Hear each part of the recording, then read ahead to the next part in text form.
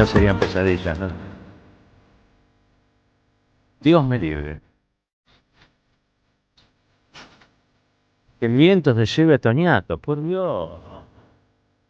Decime, negrito.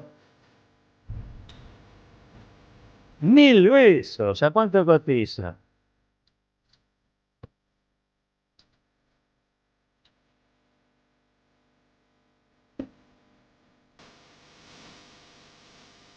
Buen día, buen día, buen día, buen día. ¿Cómo está el piberío? ¿Cómo anda la oyentada? Arranca aquí, último programa del año 2025 de Caballero de Día. Lo vamos a acompañar desde ahora hasta las 10 de la mañana con toda la información, el análisis, la reflexión, la buena música y también algo de humor, porque estamos convencidos que las grandes batallas o se dan con alegría o están perdidas de antemano. Les cuento rapidito que estamos sorteando gracias a el Aleph, nada más y nada menos que el libro Soledades de Antonio Machado, ¿sí? Este poeta que ha sido aquí en la Argentina muy, pero muy revisitado y conocido, sobre todo por la obra de Joan Manuel Serrat, que la tomó para musicalizar, pero que tiene obviamente méritos propios antes de la música. Así que vamos a estar sorteando Soledades de Antonio Machado. Para eso tienen que dejar sus 3 últimos números del DNI, el nombre autopercibido, al 11 32 000 530, 11 32 000 530, y también para ir participando del sorteo del viernes de Nutrionvita, tienen que dejar su nombre, quiero participar del sorteo, su nombre al 11 31 10 30 33 para ganarse un voucher de 50.000 pesos en productos saludables, que como ustedes saben, los de Nutrionvita son los más saludables de todos. Así que el viernes el sorteo de Nutrionvita. Y hoy estamos sorteando Soledades. Le mandamos un beso a Flor, que estaba ya brindando desde temprano, así que estaban con un corte de luz. Ustedes saben que ha habido un corte impresionante. Edesur, responsable, como casi siempre ocurre, ¿no? Es una de las concesionarias más ineficientes que hay operando en la zona AMBA. Y bueno, el resultado es que cada tanto tenemos estos apagones sobre los que no parece haber solución, ¿sí? Lo cierto es que ayer centenares de miles de personas la atravesaron muy mal, la pasaron muy mal y la siguen pasando mal. Dormir sin luz, sin aire acondicionado, sin ventilador, sin prácticamente agua en algunos casos que son electrodependientes, es prácticamente en la antesala del 31 un calvario. Así que bueno, vamos a estar hablando sobre esto, sobre cuáles son esos motivos, pero también es el último programa del año, con lo cual vamos a ir cerrando algunos temas. Primero que nada quiero presentar, porque se ha quedado conmigo, a transitar este programa el señor Gustavo Cirelli. Gustavo Cirelli, muchas gracias. No, faltaba más, caballero, faltaba más. Esta radio se vio afectada por el corte de Sur también, por eso tuvimos que arrancar el programa anterior un poco más tarde. Estamos a la vuelta de Sur. Está acá, ahora vamos. Hacia 100 metros, 120 metros. Ahora vamos. Y sí, fui uno de los damnificados. ¿Vos tampoco tenés luz en tu casa? Ahora sí, pero en la madrugada, Juanpi también, digamos, no, la verdad que no, nada, gente en la calle, buscando un poco de fresco no, en la Plaza Congreso. Anoche, yo había como picnics en la madrugada. Por una especie de una actividad que teníamos anoche, anduve por San Cristóbal y todavía había luz, ahí no se había cortado, pero había un viento, un calorón. Eran vientos calientes, ¿no? Una cosa realmente complicada, Imagino yo, sin luz, porque uno dice, bueno, a la noche llega la fresca. No, la fresca nunca llega con esos vientos, ¿viste? No. Terrible. Che, bueno, viste que, a ver, algunas de las noticias del día, 31, lo anunciaron ayer, prácticamente al filo del año, cierran Andis, la Agencia Nacional de Discapacidad. Es evidente, o por lo menos creo que a nadie escapa que este cierre tiene que ver con nada más y nada menos los escándalos de corrupción, el 3% de Carina, Españolo, ¿no? Y todo lo que uno supo, que con los fondos de discapacidad se generaban algún tipo de cajas con beneficiarios muy concretos a través de los audios de Españolo, ¿no? Pero bueno, el gobierno, que por un lado niega esa corrupción, por el otro lado, de algún modo elíptico la asume y dice que el Ministerio de Salud, la Secretaría de Salud en este caso, va a absorber las actividades de Andis para garantizar la transparencia. Claro. Con lo cual es casi, te diría, que una asunción de responsabilidad. Confesión de parte, ¿no? Exactamente. Ahora, esto va a tener un montón de implicancias. Sí. No todas buenas. No. No todas buenas, porque me da la sensación de que la Agencia Nacional tenía en su autonomía, digamos, capacidades. Una agencia es algo que está dedicado y enfocado específicamente al asunto, con asignaciones específicas de presupuesto. Operativas de resolución. Sí. Y ahora va a estar dentro del presupuesto de salud, que como ustedes saben es un presupuesto que está ajustado por el Fondo Monetario Internacional, digo, por la dependencia colonial del Fondo Monetario Internacional y el ajuste en la Argentina, con lo cual no es una buena noticia para el colectivo de la discapacidad, faltando tan pocas horas, digamos, para que termine el año. Muchas veces dijimos que este era un gobierno cruel. Yo creo que es más que cruel. Yo creo que este es un diseño que tiene obviamente un reborde de crueldad, pero que esencialmente es un gobierno de ajuste, y que ajusta donde puede. ¿Y quiénes son con los que más se puede ajustar? Con aquellos que no demuestran que tienen alguna debilidad, ¿sí? O con aquellos que no demuestran voluntad de luchar. El colectivo de la discapacidad la verdad que ha peleado mucho. Sí. ¿No? Más que algún rollizo de la CGT. Yo creo que ha peleado mucho. Fueron uno de los ejemplos de lucha de este año. En Garrahan, el colectivo de discapacidad, jubilados y jubiladas. Sí. ¿No? Entre otros. Sí. Universitarios también. Pero... Sí, pero viste que esos son como más intermitentes. Sí. Hay intermitencia, ¿no? Pero jubilados y discapacidad, porque es todo un sector. Son las personas con discapacidad, las familias, los trabajadores del área. Y esto de interrumpir, de continuar la Agencia Nacional de Discapacidad, va a tener un salto burocrático seguro que va a complicar, debería ser así, porque uno cree que asignaciones, coberturas, genera una incertidumbre, donde la incertidumbre se refleja en angustia concreta en las familias o en riesgo de vida, digamos, en otros casos. Claro, tal cual.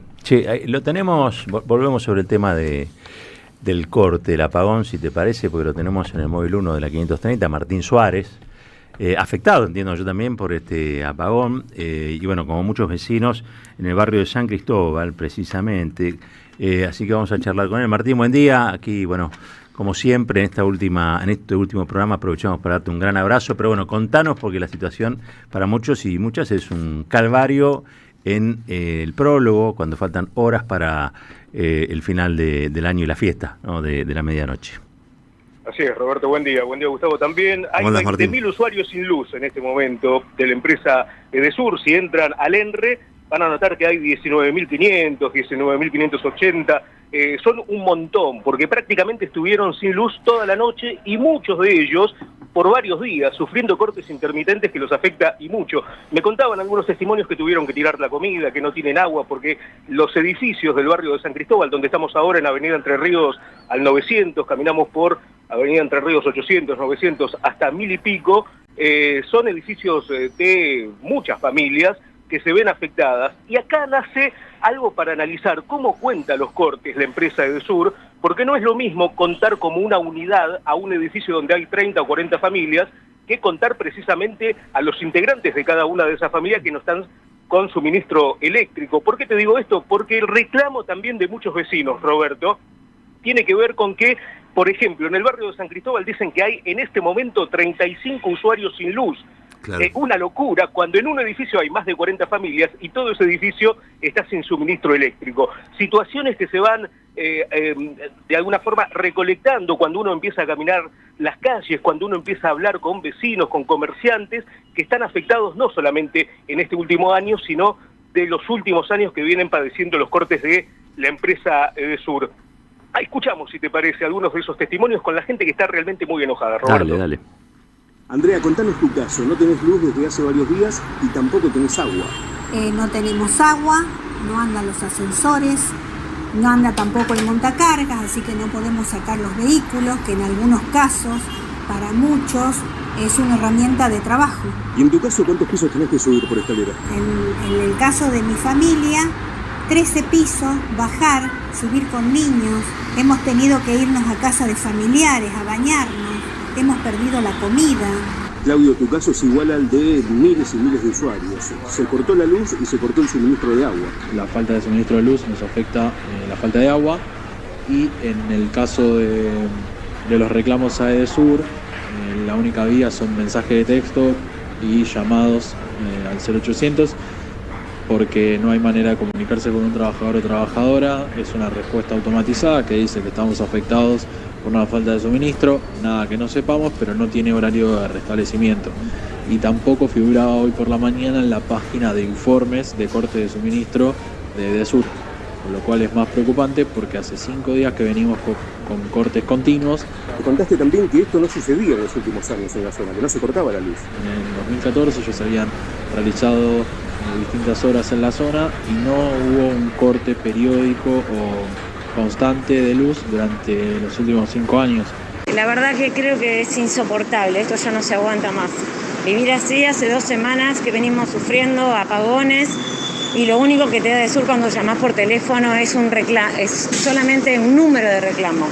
Se sigue cortando la luz todos los años se sigue cortando la luz. Se nota que no invirtieron un solo peso. A mí me pasa que en invierno, en verano, más precisamente en verano, se corta la luz. Pero se nota la falta de inversión, lo que ellos se llevan. ¿Dónde está esa plata? ¿Dónde está la plata de nuestros impuestos? ¿Dónde está la plata que nosotros pagamos? Una pregunta tan sencilla como esa, ¿no? ¿Dónde va la plata de los aumentos? Aumentos tarifarios que en los últimos años se incrementaron más de un 600% bajo la gestión de Javier Milei. No hay inversión por parte de la empresa de Edesur. Los vecinos están muy enojados, tiraron la comida. Ahí escuchábamos el caso de Andrea, que tiene que subir 13 pisos por escalera porque no anda el ascensor. Bueno, muchas particularidades que hace a este colectivo de usuarios afectados por la empresa de Edesur, y el caso también de Claudio, que nos decía que en los últimos años no se venía cortando. No sea cosa que se empiece a ver la falta de inversión en estos 2 primeros años de la gestión de Javier Milei, que ahora puede hacer realmente lo que quiera, sin control del Estado, sin control del ENRE, no está invirtiendo un peso, y eso se está notando por lo menos en este barrio de San Cristóbal, que es uno de los más afectados por los cortes de luz. Roberto. Martín, ahí escuchaba a la gente afectada. Es algo que casi siempre aparece en este tipo de cortes asociado a esta empresa que desde hace muchos años, ¿no?, viene incumpliendo. Pero claro, me pregunto lo mismo, ¿dónde están los aumentos, no? En el mejor servicio no están, en la mejor atención al cliente tampoco aparecen. Y encima con un Estado replegado en sus objetivos, que deben ser garantizar el bienestar común.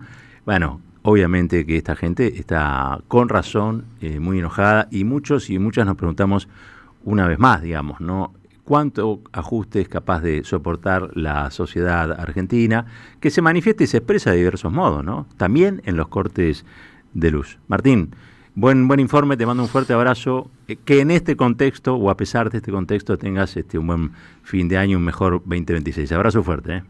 Igualmente, Roberto, Gustavo, Abrazo. Que tengan un buen comienzo de año, pese a todo, compañeros, pese a todo. Abrazo grande. Chao, Martín, felicidades. En épocas donde se premia el individualismo, defendemos lo colectivo. Nos encontramos todas las mañanas en Caballero de Día, un programa con opinión, análisis e información. AM530, la radio de las Madres de Plaza de Mayo. Construimos comunidad. Buscamos la verdad. Siempre. No es por reventarle el ánimo matutino, ¿no?, pero les cuento que hace un calorón, ¿no?, y también se mantiene la alerta naranja, va a haber calor extremo en toda la zona AMBA. Dicen que en este momento la sensación térmica estaría en 31,8, la temperatura es 27,5, y se presume que la máxima del día va a estar en el orden. Estamos hablando ya de sensación térmica de los 39 grados. Por suerte, voy a meter un por suerte, Hugo, porque si no... Gracias. No, por suerte, la humedad es relativamente baja, 59%, con lo cual se siente menos. Qué lindo es dar buenas noticias. Sí, claro. Sigue la intensa ola de calor. Ayer hubo más de 200 personas asistidas en la ciudad por por golpes de calor, lo que habitualmente llaman los golpes de calor, en tanto que anoche superaban los 34.000 usuarios sin luz. Bueno, todo es un poco el esquema que tenemos. Recuerden de tomar mucha agua, hidratarse, casi yo diría de modo constante. Hoy recuerden que cuando uno siente sed es porque ya está deshidratado. Exactamente. Ayer entrevistamos a una nutricionista, con Márcico, hablando de la fiesta, de la cena de hoy, digamos. Cambié todo el menú a partir de la nutricionista esa. Bueno, pero hizo hincapié en tema de frutas, verduras, que tiene que ver con la hidratación, ¿no? Con estar, y remarcó lo que vos decías, cuando tenés sed es porque ya venís corriendo de atrás. traten en lo posible, obviamente, de ir por la vereda de la sombra. Eso es una obviedad. Cuidado hoy si vienen al centro. Ahora vuelvo al Danger. Cuidado si vienen al centro porque se está corriendo San Silvestre, es una maratón de 8 kilómetros, está interrumpido por una parte del tránsito de la 9 de julio. Ajá. Muchísima gente, pero muchísima sí, gente. De imágenes. Que familias completan, los pibes, ¿no? Digo, es una actividad que se hace todos los años. Bueno, cayó obviamente en este 31. Si van a venir, eviten la 9 de julio, por lo menos si vienen desde la zona sur. Si nos están escuchando. Es de 9 de julio al Bajo. Al Bajo. Cortado, exacto. Sí. Entonces, quizá puedan venir por Entre Ríos, no sé, Jujuy es mano para allá. Pero bueno, por Entre Ríos. Es una alternativa. Sí. O por las paralelas de... No hay tanto movimiento de autos. No, hoy es un día como un mix entre feriado y laboral. Exactamente. Una cosita, solo para salir ya de lo del sur. El gobierno aprobó un nuevo aumento en las tarifas de electricidad a partir del 1 de enero. ¿En serio? Como para esto que hablábamos. ¿Qué van a decir? ¿Que es para que no haya corte? Yo ya lo escuché. Alguna vez lo escuché. No es nuevo. Pará, porque ya que me hablas de eso... Y querés seguir en la... No. Yo ya la me gustaría seguir hablando de nada. ¿Qué comer Se acordó que el aumento del agua va a ser todos los meses y a un 4%, a un 4% mensual. Ustedes me dirán, ¿por qué? ¿No? ¿Por qué aumenta el agua? Bueno, el líquido de elemento, ustedes saben. Se va a privatizar. Hay planes de privatización de AISA. Entonces... Por un lado se están haciendo muchos trabajos, seguramente a ustedes les llegan información de que están el Arroyo Vega, están saneando, etcétera, que tiene que ver con, obviamente, poner en valor la empresa para privatizar. Y los aumentos forman parte de la rentabilidad. Entonces, no es lo mismo privatizar algo que da pérdida que privatizar algo que da ganancias. Que no sería o no debería ser el objetivo de una empresa dedicada al saneamiento y la higiene y la provisión de agua, ¿no? Porque la provisión de agua potable tiene que ver más con una cuestión de salud, una cuestión sanitaria y no específicamente con el lucro. Pero bueno, estos aumentos, el 4 mensual, recuerden que la inflación está en el orden del 2,70. Más o menos. Está por encima de la inflación, es una hiperrentabilidad para esta empresa que tiene destino de sacrificio. Los dólares de Toto Caputo hacen que nos quedemos o nos vayamos quedando sin cosas de represas hidroeléctricas. Bueno, va a pasar también con esto, ¿no? Con Milei ya se perdieron 60.000 empleos públicos. Sí. Con Milei se perdieron 60.000 empleos públicos. Esto, registren, son los últimos 2 años. Yo te escuchaba que estabas haciendo una enumeración de lo que había sido el 2025. El 2025 fue una mala copia del 2024.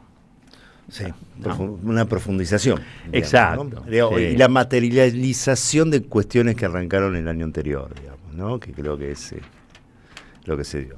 Sí. Queja de los bancos porque Caputo les mete presión. Y sí. Yo le quiero decir a los dueños de los bancos, cuidado, porque el Gafi sigue existiendo. Lo que son... Que no te obliguen a cometer un delito. Exacto, las normas del combate al money laundering, como le dicen, o las reglas de conozca a tu cliente, que son las que se aplican a escala global, siguen existiendo, ¿sí?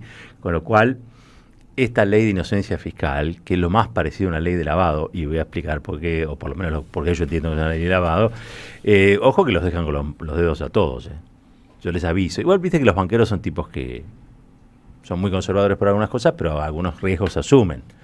Prestarle plata al Toto Caputo es una... Sí. Bueno, lo hace todo el pueblo argentino igual, ¿no?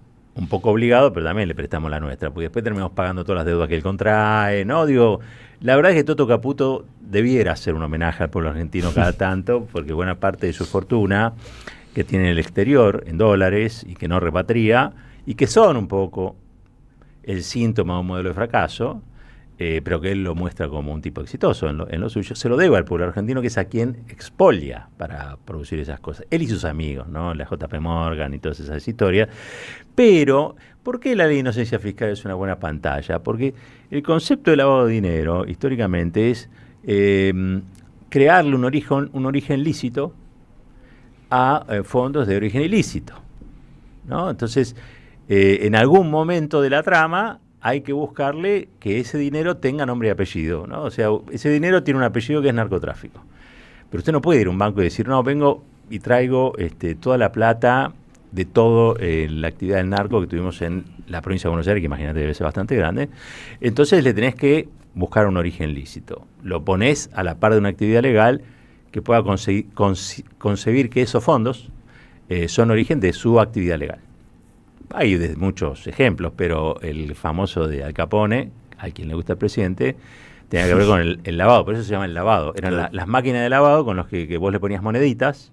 Entonces todo el cambio chico producido por la venta de vino en aquel tiempo, de alcohol en aquel tiempo, que eran todos billetes chicos, decía, bueno, son las máquinas. ¿Quién iba a ponerse a controlar las máquinas? Entonces se le generaba un origen lícito a fondos que tenían origen ilícito. Esta ley es todo lo que Al Capone quisiera, o hubiese querido. Una ley que diga, che, mira, es legal, no tenés que decirnos de dónde viene la plata. Claro. No te esfuerces más. Veo con esta bolsa a blanquear. Es que sacrificaron la imaginación de Al Capone. Porque Al Capone tuvo que pensar primero para decir, che, y si ponemos una red de máquinas de lavado, entonces ahí, ¿no? De lavado de ropa. Tuvo que ponerse a pensar, no, eso ya no hace falta. El Toto Caputo te resuelve las cosas. Vos mencionás el Gafi, digo, hay que ver qué reconoce después de todo esto, ¿no? Esta es adelante, a futuro. Porque esto es una irregularidad, claramente. Digamos. Sí, bueno. Me acuerdo de las discusiones que había durante el kirchnerismo de la oposición, cuando se iba a entrar no recuerdo bien la categoría, si quedaba en gris o en negro, ¿no? Que el Gafi estaba evaluando zona gris. Ahora ya no importa. Es que, qué sé yo, hacete dueño de los medios de comunicación o hacete dueño de la Corte Suprema de Justicia y sufrirás la mitad. Claro, o casi nada. Claro, por más que sí. Preguntale al Chiqui Tapia. Claro, el Chiqui creyó que con Messi bastaba. Capaz que basta, yo no lo sé, pero digo, con Messi bastaba. Somos campeones del mundo, 6 millones de personas en las calles, tengo a Messi que saca fotos conmigo y no con Alberto Fernández. Y alguien dijo puesto menor. Y alguien apareció, Héctor, por ahí, dijo, ¿quién es el chiquitín? ¿No? Es algo así. Igual es un negocio grande el del fútbol. Hay que ver quiénes son los que operan para rescatar a Chiqui Tapia. Por supuesto. Y hay que ver el peso que tienen esto Mañeto o el gobierno. Es una batalla a cielo abierto. Yo te digo, despojada de todo tipo de normas de esgrima, digamos, ¿no? Son piquetes de ojo todo el tiempo. No, es terrible, digo, porque ya nos enteramos de los allanamientos antes de que sucedan. Pero le dan orden a los jueces. Una desmesura total, sí. Y la velocidad, la dinámica que tomó la investigación en los últimos días. Sí, los jugadores de Vélez acusados de violación resultaron absueltos, denunciados en Tucumán, ¿se acuerdan? Sí, es controvertido el tema. Ahí yo lo estuve leyendo en página, digamos, no queda claro por qué. O a mí no me quedó claro por qué. Bueno, es evidentemente... Falta o que no había elementos de prueba suficientes y demás. Sí. Creo que hay algo de clima de época para avanzar y llegar a eso también. Que hay como una especie contextual, digamos, ¿no? Algo que define por contexto más que por el hecho en sí. Pero nosotros, me parece, decimos con todas las letras, es repudiable. ¿Ah? Es repudiable. Bueno, hay una serie de noticias que están vinculadas al turismo. Crece el turismo local por los valores en el exterior, dice Diario Popular. Yo la verdad que no veo tanta gente, pero dicen que en algunos lugares se ve. Yo creo que lo que hay hoy es una realidad en materia de consumos, ¿no? Incluso el turismo es un consumo bastante heterodoxa, ¿no? Digo, no es homogénea, quiero decir. Probablemente en algunos lugares sí haya gente y en otros no haya nadie. En algunos rubros sí y en otros sí. Exacto. Y en esto el turismo no escapa a esa situación. Yo vi ayer fotos de Mar del Plata que parecía no haber nada, pero por otro lado estaba viendo Partido de la Costa y había gente en Partido de la Costa. Claro. Y Punta del Este, lo que hablábamos ayer, que tapa de Clarín, los argentinos volvieron al este, decía, y había fotos de gente en la playa con camiseta de Boca, de lo que indicaría que serían argentinos. Pero bueno, va a ser un verano de contraste muy grande. Hay muchos uruguayos que se hacen hinchas de Boca. Eso es una denuncia. Es una tendencia. No es una denuncia, es una tendencia. Nosotros contamos lo que vemos, ¿no? Rosati creo que es hincha de Boca. No sé, o Independiente. No importa, no, Independiente no es Rosati. No, de Club de Fútbol, quiero decir. Okay. Y se fue a Punta del Este ayer. Ayer lo contamos. Va a pasar la Navidad. Sí, lo escuché, una editorial que hizo. Sí. Pero bueno, qué sé yo, hay cosas que hay que decirlas un poco. Después hay gente que se enoja, pero no se enojen por las cosas que uno dice. Uno trata de describir esto. Imagínense que somos un una opinión en un mar de opiniones diversas y casi o en su gran mayoría distintas a la nuestra. Sí, pero vos tenés que entender de Rosati, digo, tuvo un año difícil, cursó un doctorado en filosofía, digo, hay una serie de cuestiones que, digo, tuvo ¿Está siendo irónico, Willy? Un poco. ¿Está siendo irónico, Tuvo Willy? que ponerse de acuerdo con los otros ministros de la Corte para poder tomarse vacaciones. Che, 31 minutos pasaron de las 8 de la mañana. No tengo el cosito acá, el reloj. Por culpa de Edesur.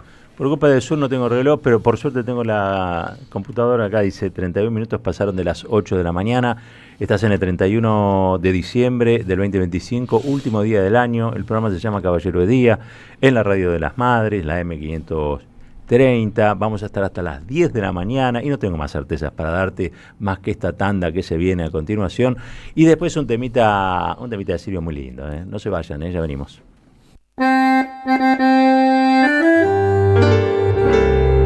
Cuando estén secas las pilas de todos los timbres, hay una radio que nunca se apaga. Cuando no tengas ni fe, que 20 años no es nada. Prende la radio. Prendete. AM530. 20 años. Somos radio. Somos comunidad. Colección Tapas que hicieron historia presenta su 8º libro. La era presidencial de Mauricio Macri contada en las mejores tapas de Página 12. La vuelta al poder de la pata civil de la dictadura. FMI, ajuste, represión y mucho más. Pasaron cosas. Disponible en la librería de Caras y Caretas, Junín 365. Gracias, mami. Escuchar este mensaje te toma más tiempo que abrochar tu cinturón o la sillita de tu hija o hijo. Un clic que salva. Ministerio de Transporte, Gobierno de la Provincia de Buenos Aires. Lo nuevo en Ediciones Continente.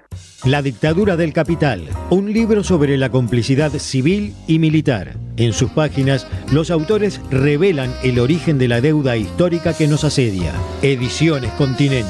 Editamos futuro con memoria. Ingresá a edicontinente.com.ar o al Instagram @edicontinente. 2026 lo esperamos con la radio encendida. Este miércoles 31 de diciembre, desde las 22, recibimos el nuevo año en vivo. En un año donde nos acompañaste, te acompañamos, porque somos radio, somos comunidad.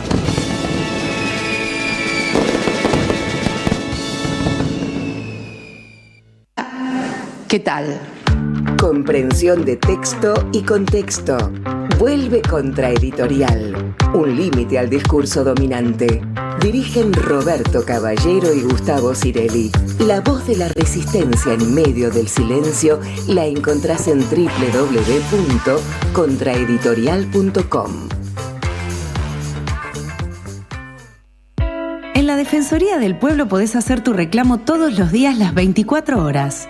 Comunicate al 0800-222-5262 o encontrarnos en redes. Somos Defensoría PBA, Defensoría del Pueblo de la Provincia de Buenos Aires. Llega el verano y la cultura vuelve a ser un lugar de encuentro y alegría. Este verano te invitamos a disfrutar de vacaciones en toda la provincia de Buenos Aires con una programación pensada para toda la familia. Disfruta de teatro, música, cine, juegos, talleres y lecturas de verano. Con más de 600 actividades libres y gratuitas y la presencia de 1000 artistas en circuitos culturales que recorren cada territorio. Porque lo mejor de la cultura es la felicidad de compartir. Conocé la agenda completa en institutocultural.gba.gov.ar. Instituto Cultural, Gobierno de la Provincia de Buenos Aires. Caballero de Día, en AM530. Construimos comunidad. Buscamos la verdad. Siempre.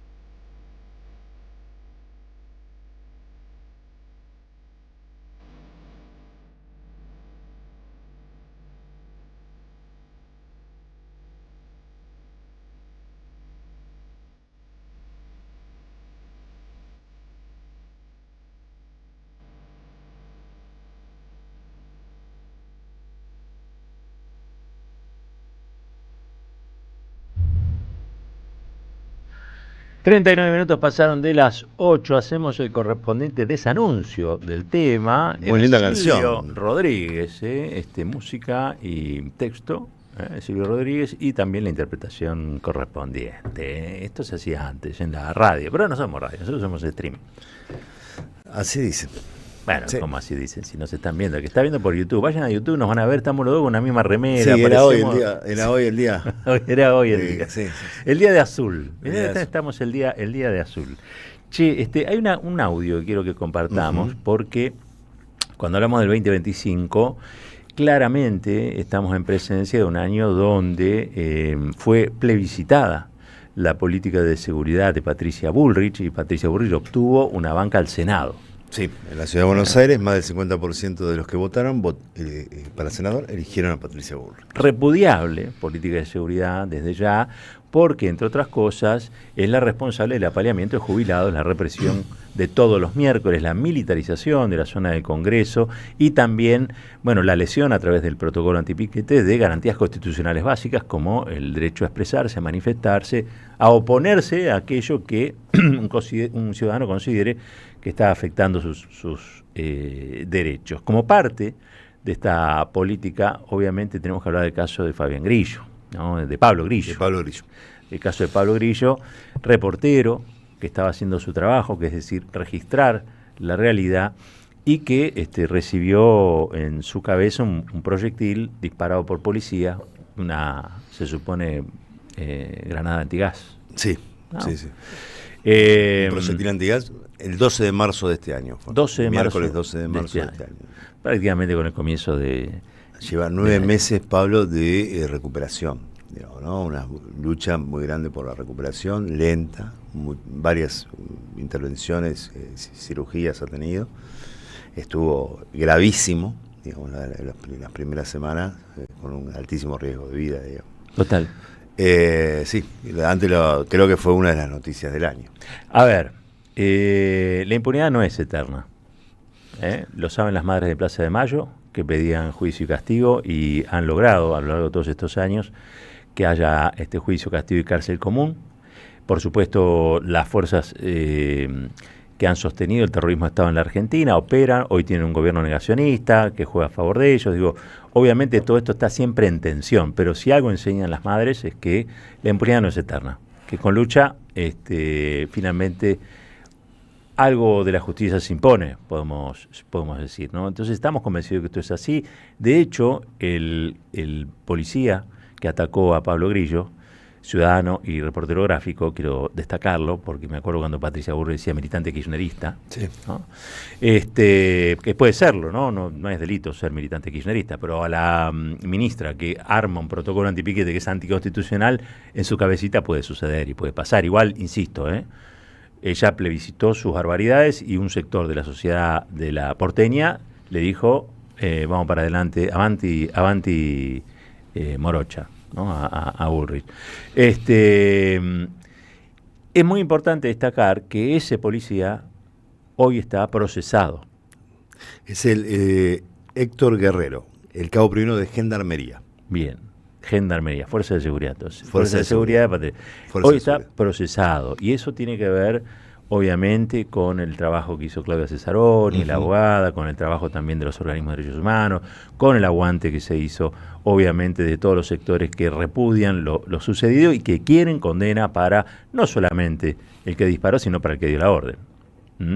Es la expresión, yo diría, más expuestamente brutal de una política de seguridad que en realidad es una política represiva e inconstitucional. Atento, porque el protocolo está suspendido, ha sido apelado por el gobierno, pero está suspendido por un fallo del contencioso administrativo, que es nada más y nada menos que resolver pleitos entre asuntos de Estado, ¿no? Que le explicaron a Patricia Bullrich y a su gente, Monteoliva creo que es la actual, la pirámide de Kelsen. Una resolución no puede estar por encima de la Constitución y mucho menos por encima de los tratados internacionales que la Argentina firma y que incorpora a su Constitución, entre ellos el Tratado de la Convención Interamericana de Derechos Humanos. Bueno, dicho esto, lo vamos a escuchar al papá de Pablo Grillo, porque nos trae una novedad. Yo la verdad que esto no lo desconocía, la compartimos con ustedes.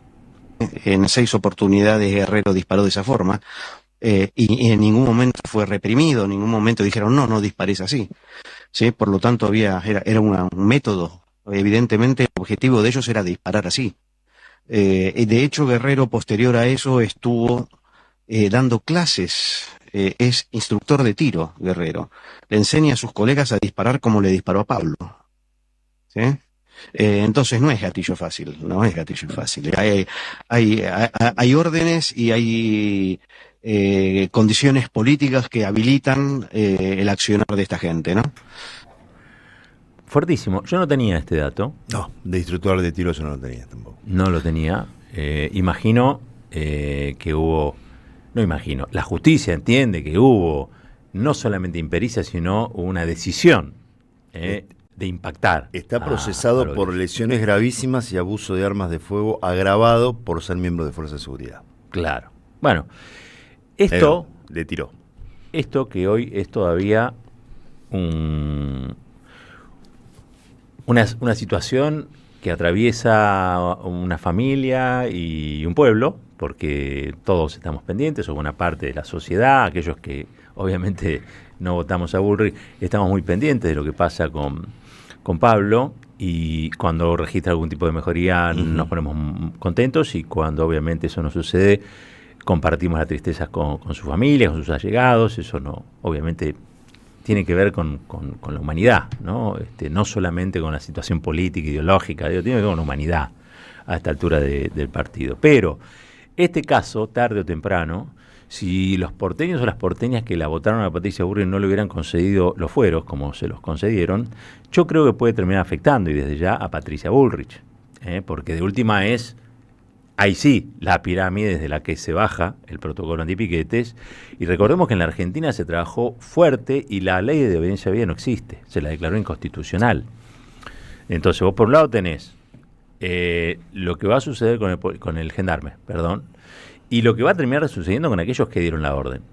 Y todos van a tener que, de algún modo u otro, o van a expresar sus defensas en virtud de que había o existía un protocolo. Ese protocolo tiene autora, firma, personalidad, encarna en Patricia Bullrich, persona que no repudió el intento de asesinato de Cristina Kirchner. Esto compone todo el personaje, ¿no? Absolutamente. Hay antecedentes, digamos, de 19 y 20 de diciembre del 2001, si bien tardó en llegar a la justicia, el comisario Santos y Matoff. Enrique Matoff. Que era secretario de Seguridad. Terminó condenado por las muertes en Plaza de Mayo. Digamos, después es verdad que Patricia Bullrich viene zafando de decisiones que ha tomado la Fuerza de Seguridad, Prefectura, cuando asesina a Rafael Nahuel. Son condenados los oficiales o suboficiales que participaron en el hecho, pero la responsabilidad política en ese caso no. Digamos que la visibilidad que ha tenido el caso de Pablo Grillo, que no es el único, es el más emblemático por la brutalidad y por todo lo que se generó y por su pelea por rehabilitarse y demás, pero hubo otros disparos contra periodistas, hubo muchísimos, personas que se han manifestado que han perdido la vista, recordando lo que hacían los carabineros en Chile, esto de disparar directamente para enceguecer a los manifestantes, literalmente. Hay casos también. Esto llegó por el FATPREN, el CIPREVA, el CELS y un conjunto de organismos a nada más y nada menos que la Comisión Interamericana de Derechos Humanos. Está denunciado allí. La comisión, entiendo yo, podría tomar algún tipo de decisión en represalia con el gobierno. La violación de la Convención Interamericana de Derechos Humanos no debería ser gratuita para un gobierno de estas características. Sabemos también que no es un buen momento para los derechos humanos en el mundo. No. Eso no debiera ser óbice, obviamente, de dejar de defenderlos o luchar por ellos. Al contrario, es cuando hoy más necesitamos defender los derechos humanos, pero reconozcamos que la situación en la que los discursos de odio, de crueldad, de exclusión, de estigmatización y también de reivindicación de la violencia sobre otros y otras, no es el mejor escenario para la defensa de esos derechos humanos. Hoy ni siquiera Estados Unidos está planteando la defensa de los derechos humanos como lo hacían las administraciones demócratas. Ni siquiera. Trump dijo, voy a invadir... todo lo contrario, digamos. La administración Clinton hubiera dicho, no sé, vamos a hacerle la guerra a Venezuela porque se violan los derechos humanos. ¿Sí? Que era un poco el registro que intentaron instalar durante mucho tiempo. Claro. Ahora Trump te dice, vamos a invadir Venezuela por el petróleo. Sí. Y los vamos a usar de narcoterroristas, pero porque queremos su petróleo. Claro, ha cambiado radicalmente y eso marca también una tendencia. En la Argentina, que es el país de los derechos humanos, vanguardia en esa materia, porque precisamente tenemos la lucha de madres, de abuelas, de todos los organismos, de los presos políticos, de los que en su momento fueron la primera línea, ¿sí? Del terrorismo de Estado, primera línea de víctimas del terrorismo de Estado. Uno se agarra la cabeza cuando ve cosas que suceden o que se dejan pasar. Robert, la otra vez lo entrevistó Fabián Wellman en Plaza de Mayo. Digo, en 1981, como proceso de esa resistencia, esa lucha por los derechos humanos, el premio Nobel de la Paz en el mundo fue Adolfo Pérez Esquivel. Claro, hoy es Corina Machado, digamos, ¿no? Es como, me parece que explica el momento que estamos viviendo. Muy bueno. Entre esos dos premios Nobel se explica una parte de la historia de los últimos años. 50 minutitos pasaron de las 8. Silvio Soler, te propongo que separemos y continuamos con la primera entrevista en Caballero de Día este 31 de diciembre. Estamos en vivo, Estudio Mayor de la M530, ya venimos. Pensamos, escuchamos, debatimos y construimos. ¿Dónde? En AM530. Todas las mañanas, Caballero de Día. Construimos comunidad. Buscamos la verdad siempre. Noticia del día, indudablemente, la daba ayer Manuel Adorni, el vocero presidencial. ¿Sigue siendo vocero Manuel Adorni? Ejerce como, ¿no? Es el jefe de gabinete, pero... El jefe de gabinete que ejerce como vocero. Ahí está. Dijo lo siguiente en relación a la Agencia Nacional de Discapacidad. Comentarles que la Agencia Nacional de Discapacidad, tal como la conocemos, dejará de existir y sus funciones serán absorbidas por el Ministerio de Salud. ANDIS se creó en 2017 como un organismo descentralizado que tenía como objetivo coordinar las políticas públicas en discapacidad. Sin embargo, durante años, y fruto de la autonomía administrativa que gozaba este tipo de organización, acumuló toneladas de capas burocráticas, descontrol administrativo y manejos incompatibles con una política transparente. Bueno, esto era el anuncio oficial, lo escuchábamos a Manuel Adorni. Está en línea el exdirector de ANDIS, año gestión 2020-2023, que fue además primera persona con discapacidad en ocupar ese cargo de director de ANDIS, Fernando Galarraga. Está en línea, vamos a charlar sobre el impacto de este anuncio y sus implicancias. Fernando, ¿qué tal? Buen día. Roberto Caballero, Gustavo Cirelli saludan aquí desde la Radio de las Madres. ¿Cómo va eso? Hola, buen día Roberto, Gustavo, gracias por el llamado. Yo muy bien. Buen día. Gracias por atendernos en este día, 31 de diciembre, sabemos que es un último día del año, pero bueno, el gobierno también tomó estas fiestas que uno tiene en la cabeza en cualquier situación o en otros asuntos para hacer este anuncio. ¿Por qué, Fernando? ¿Qué es lo que tenés reflexionado? Unos tiempistas, ¿no? Indudablemente creo que tiene que ver con que es un mensaje muy fuerte para la sociedad. Ellos ya tenían como objetivo destruir el Estado. Lo hicieron con el INADI, con TELAN, con tantos organismos públicos que cumplían misiones muy significativas. La ANDIS también tiene esas misiones y fíjate cómo el jefe de gabinete dice, este tipo de organizaciones, casi hablando como si fuera una entidad mafiosa, ¿no? Que no fuera un ente público, que es muy relevante para 5 millones de personas con discapacidad. Y además lo hace a horas de comenzar a tener que pagar las pensiones no contributivas que habían dado de baja, lo hacen cuando la justicia los está acorralando con el tema de cumplir la ley de emergencia en discapacidad.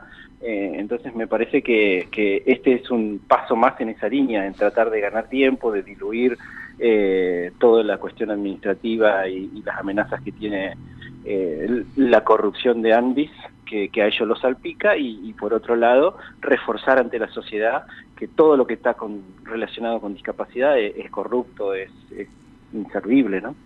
Ahora, ¿cuál es la afectación concreta en términos administrativos, por ejemplo, de ser una agencia a pasar a ser una dependencia de salud?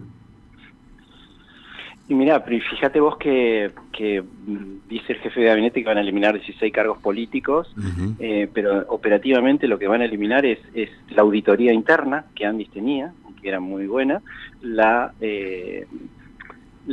Dirección de Asuntos Jurídicos, toda la parte de Dirección General Administrativa que la agencia tenía, que por ahí pasaban las compras, los pagos, toda esa parte operativa del funcionamiento de un organismo tenía un área propia de la agencia, que obviamente agiliza el funcionamiento. Todo eso ahora va a estar subsumido en la superestructura del Ministerio de Salud. Es decir, que cada dictamen que antes tardaría un determinado tiempo se va a multiplicar en los plazos. Las personas con discapacidad, las organizaciones van a encontrar muchísima mayor burocracia, claro. Y se van a dilatar sus tiempos, porque todo va a estar supeditado al funcionamiento del gigante que es el Ministerio de Salud. Eso a priori para pensar la parte burocrática, ¿no? Y después nos queda un gran signo de interrogación, que es ¿qué pasa con las pensiones? Un organismo que no estaba acostumbrado a administrar y a pagar pensiones todos los meses, como es el Ministerio de Salud, no está en su ADN ni en sus atribuciones. Eso es una política social que siempre estuvo en el Ministerio de Desarrollo Social y después pasó a la agencia, ¿no? Ahora no sé qué va a pasar eso dentro de Salud si Lugones se queda con un presupuesto gigantesco, ¿no? Fernando, buenos días. Gustavo Cireri lo saluda. Hola, Gustavo, ¿cómo estás? Bien, lo escuchaba y pensaba, digo, que esto afecta y cómo afecta directamente a las personas con discapacidad, más allá de todo el sistema. Hay personas que no pueden esperar la nueva burocracia del Estado para atender complejidades de su vida cotidiana, digamos, ¿no? Sí, de ahí es que es una muy mala noticia, porque la ANDI se había creado justamente y se estaba trabajando en ese proceso para agilizar todo lo que es la tramitación para las personas con discapacidad, de certificado único de discapacidad, de provisión de medicamentos, provisión de ortopedia, sillas de ruedas, ayudas técnicas, etcétera, para atender y capacitar al Estado de las provincias, de los municipios, de otras áreas del Ejecutivo Nacional, capacitaciones, accesibilidad. Bueno, las instituciones que hoy están asfixiadas por el no aumento en los valores de las prestaciones son categorizadas por la ANDI, es decir, son las que las autorizan y les dicen todas, ustedes cumplen con la normativa, pueden ser proveedores de estas prestaciones al Estado, a las obras sociales, al PAMI. Todo eso ahora queda diluido en la superestructura del Ministerio de Salud y nosotros preveemos que va a ser realmente muy complejo, muy cuesta arriba, cada gestión, cada trámite, cada paso que tengan que dar las personas con discapacidad y sus familiares y las instituciones dentro de este gigante que es salud. Fernando, por último de mi parte, ¿por qué considera usted que el gobierno puso en el foco a la ANDI, digamos, y a las personas con discapacidad, digamos, para expresar tanta crueldad, por decirlo de alguna manera? Mirá, yo creo que hay algo en contra de los colectivos vulnerables, ¿no? Y de las minorías. Lo mismo pasaba con las personas de diversidad sexual. Llevó un discurso feroz el presidente al foro de Davos, ese que se va a cumplir un año. Casi para esa misma época, la resolución de Andis, donde nos trataba de idiotas. De alguna manera, en su ataque contra la diversidad sexual ha frenado un poco, pero contra las personas con discapacidad no lo puede hacer. Yo creo que se vieron sorprendidos por dos cosas. Primero, la magnitud del peso institucional del organismo y el presupuesto que administra. Y se pensaron que no iba a tener la capacidad de respuesta social que tuvo. Y se llevaron una gran sorpresa porque se consiguió una ley de emergencia, se rechazó los intentos en el Congreso durante 4 o 6 veces, ahora hace muy poquito, una vez más, en Cámara de Diputados. Es decir que me parece que no dimensionaron la magnitud del colectivo que está atrás de lo que representa Andis y de lo que representa la discapacidad en la Argentina. Una cosa que uno se pregunta también es si esto no es para borrar evidencia o para complicar la investigación alrededor del escándalo de Coimas, que Español lo hizo público. Bueno, ahora está en cuestión, o están viendo de qué manera tratan de tirar un palazo de tierra ahí encima, ¿no? Sepultar el tema, pero esencialmente si esto no tiene que ver también con tapar la corrupción. Y yo creo que es reforzar el discurso que ellos tienen. Viste que le dan la espalda a cualquier denuncia de corrupción, es chusmerío de peluquería y tantas otras frases que utilizan para desacreditar cualquier acusación en contra de ellos. Pero me llamaba la atención que el jefe de gabinete hablaba de transparencia. Es el mismo jefe de gabinete que utilizó una mentira como la radiografía de un perro para manchar todo el proceso de las pensiones no contributivas, y eso fue desmentido por el propio Españolo. Digo, más allá de que yo lo desmentí en su momento, pero la desmentida que... En una conferencia de prensa en la Casa Rosada lo hizo, como para dar la dimensión de... ¿Por qué le tendríamos que creer ahora de que van atrás de la transparencia? Y cerró esa conferencia hablando de que van a cumplir la ley. El gobierno que hizo todo lo posible para no cumplir la ley de emergencia dice, vamos a cumplir la ley. Bueno, y elimina la auditoría dentro del organismo. Y elimina la auditoría interna, sí. Ojalá que la justicia ya haya tomado todos los recaudos necesarios, que se haya investigado todo lo que se tenía que sacar de los expedientes, de las computadoras de Andis, porque eso ahora queda diluido en un limbo hasta que el traspaso se efectúe. No es sencillo desarmar un organismo, más allá de que es un cambio de nombre, no es sencillo desarmar un organismo y crear una secretaría dentro de un ministerio mucho más grande. Es realmente una tarea gigantesca y que obviamente complejiza toda la parte burocrática, de seguimiento, de acompañamiento, y provoca un gran signo de interrogación y mucha incertidumbre. Fernando, gracias por estos minutos con la Radio de las Madres, a pesar de contexto, como venimos diciendo, buen año, que el 2026 sea un año distinto, o que sea un año de recuperación de derechos y no de padecimiento por su cercenamiento o recorte, ¿no? La certeza que nos queda, Roberto, es que va a ser un año de mucha lucha, y eso lo sabemos las personas con discapacidad, así que vamos por eso. Un abrazo enorme y felicidades para ustedes. Abrazo grande. Fernando Galarraga, exdirector del Andis, fue la primera persona con discapacidad en ocupar el cargo. Hay un audio de Valentina Bassi. Vamos a escuchar a Valentina Bassi, ustedes saben, referente de la lucha del colectivo de la discapacidad contra el gobierno de Javier Gerardo Milei y sus políticas de recorte. Dale. Mira, este año arrancaron el año con una resolución donde trataban a nuestros hijos de imbéciles, idiotas o débiles mentales. O sea, en enero de este año arrancaron así y terminan el año disolviendo el organismo que tiene que defender a las personas con discapacidad. O sea, es coherente en la crueldad. Yo creo que sí, que la verdad que quedaron muy golpeados con el hecho de que no se derogó la ley, con el hecho de que perdieron el juicio y el juez lo intimó, y bueno, y están peleando por eso, o sea, por no cumplir la ley y por callar el hecho de corrupción terrible que hay dentro de la Andis. Valentina Bassi era la voz que escuchabas, también muy clara. Se ha pronunciado, el diputado de Provincias Unidas, Esteban Paulón, acusó al gobierno de pretender dilatar el cumplimiento de la ley de emergencia de discapacidad con esta decisión.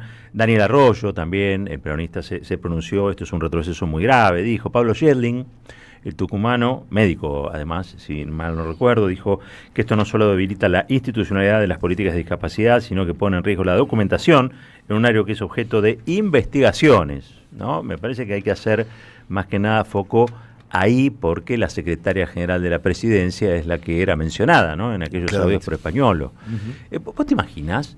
Yo estaba pensando, ¿no?, porque el proceso de naturalización, ¿viste cómo se va? La secretaria general de la presidencia es la hermana del presidente. Claro. En cualquier otro gobierno peronista, kirchnerista, sería nepotismo, ¿no? Imagínate si, no sé, Cristina... imagínate. Las cosas que decían cuando Néstor nombró a Alicia. Exacto. ¿No? Si Alicia hubiese quedado en una escucha del 3%. No, agarrate Catalina. Pero es una lógica de este gobierno, ¿no? Porque también en el caso Libra, que fue otro de los escándalos del año, el gobierno mismo creó una comisión para investigarse, que no encontró nada. ¿No te acordás? Digo, hay una consecuencia de la naturalización que es muy efectiva. Bueno, han tomado el recaudo de algunos resortes donde el poder realmente se ejerce, retenerlos, ¿no? Errores de Cristina Kirchner, por ejemplo, y no tener o no meter una corte adicta, no tener, como sí tiene Javier Gerardo Milei, ¿no? Digo, cuando uno piensa en esos términos, ¿cuál puede llegar a ser también otro error? Y qué sé yo, no haber podido democratizar Clarín.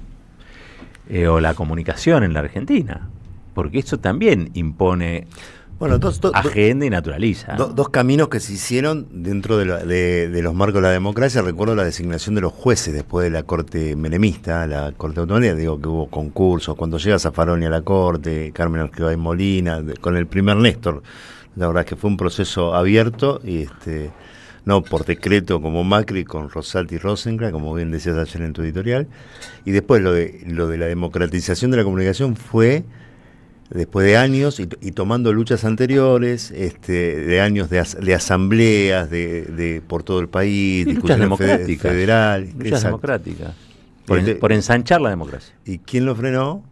Obviamente el poder corporativo, pero la justicia. Obvio. Bueno, nosotros decíamos recién los errores. No se puede tomar como error aquello que es un mandato, una manda constitucional. A Cristina Kirchner se la votó para que haga esas cosas, las hizo. Creo yo que las consecuencias están un poco a la vista, haber mirado al poder a los ojos. O sea que Patrón Costa, ¿no?, que era como el numen de la oligarquía antiperonista, digamos, ¿no?, decía que lo que no se le podía perdonar a Perón es que había soliviantado a los trabajadores, a los peones rurales, que ahora miraban a los ojos y hasta discutían condiciones de trabajo, ¿no? Lo decía así, abiertamente y honestamente, ¿no? Porque el señor estaba afectado en su privilegio por una legislación que le daba a la gente algún tipo de derecho que hasta entonces no habían tenido. Y yo creo que Cristina, en un punto, ha hecho cosas muy parecidas. Le ha dado a la gente, ha empoderado a la gente, le ha abierto los ojos, le ha permitido a la gente mirar a los ojos una realidad que antes tenía que mirar con la cabeza agacha o mirándose el ombligo. Estuvo a la altura de la historia. Creo que sigue estándolo, porque no se ha quebrado Cristina, ¿no? Me pregunto yo, aquellos que se han beneficiado de sus políticas, si están a la altura de la historia. Tengo mi... Pero no solo la dirigencia. No, yo tampoco creo... Digo, ¿qué pasa en el conjunto del pueblo también, ¿no? En relación, digo, porque... O sea, me encantaría saber por qué el silencio, o ¿por qué no... Alguien me podrá decir, bueno, la circunstancia general, la supervivencia, uno trata de entender, pero me gustaría tenerlo más nítido. ¿Se entiende lo que digo? Sí, por supuesto. Y algo que hablamos un par de veces... ¿Por qué el enojo con Cristina de aquellos que le deben todo, por ejemplo? Bueno, por una construcción de años, discursos de odio, de estigmatización, pero muy, muy... Pues si no se explica cómo sectores populares se expresan con semejante rencor hacia aquella persona que le dio tanto... Me ha pasado con satisfacciones, gente, digamos, en la vida cotidiana, porque tenía que ver con eso. Me ha pasado con gente que forma parte de algún tipo de colectivo que fue beneficiado objetivamente por las políticas públicas de Néstor primero y de Cristina después. El odio que tiene a Cristina. Y vos decís, ¿cómo puede ser? Claro. Vos sabés, Robert... Fueron los primeros que lo trataron bien. ¿Y cómo puede ser? Que lo recibieron. Sí. Che, es raro, ¿no? Hablabas de esto de mirar a los ojos al poder. Milagros Salas en 2 semanas cumple 10 años. El 16 de enero se cumplen 10 años que fue detenida. Hoy Milagros está internada, con un problema de salud, que hay que estar atento a cómo continúa. Milagros sigue presa después de 10 años. Y algo de lo que se decía en Jujuy, de todo aquel proceso de la Tupac, era que los indios se plantaron y le miraban a los ojos al poder, a la oligarquía jujeña, a los morales. Digamos, bueno, hoy Milagro está pagando esas consecuencias. Pero por supuesto. Y aparte esos sectores son crueles, esos sí que son crueles, de verdad.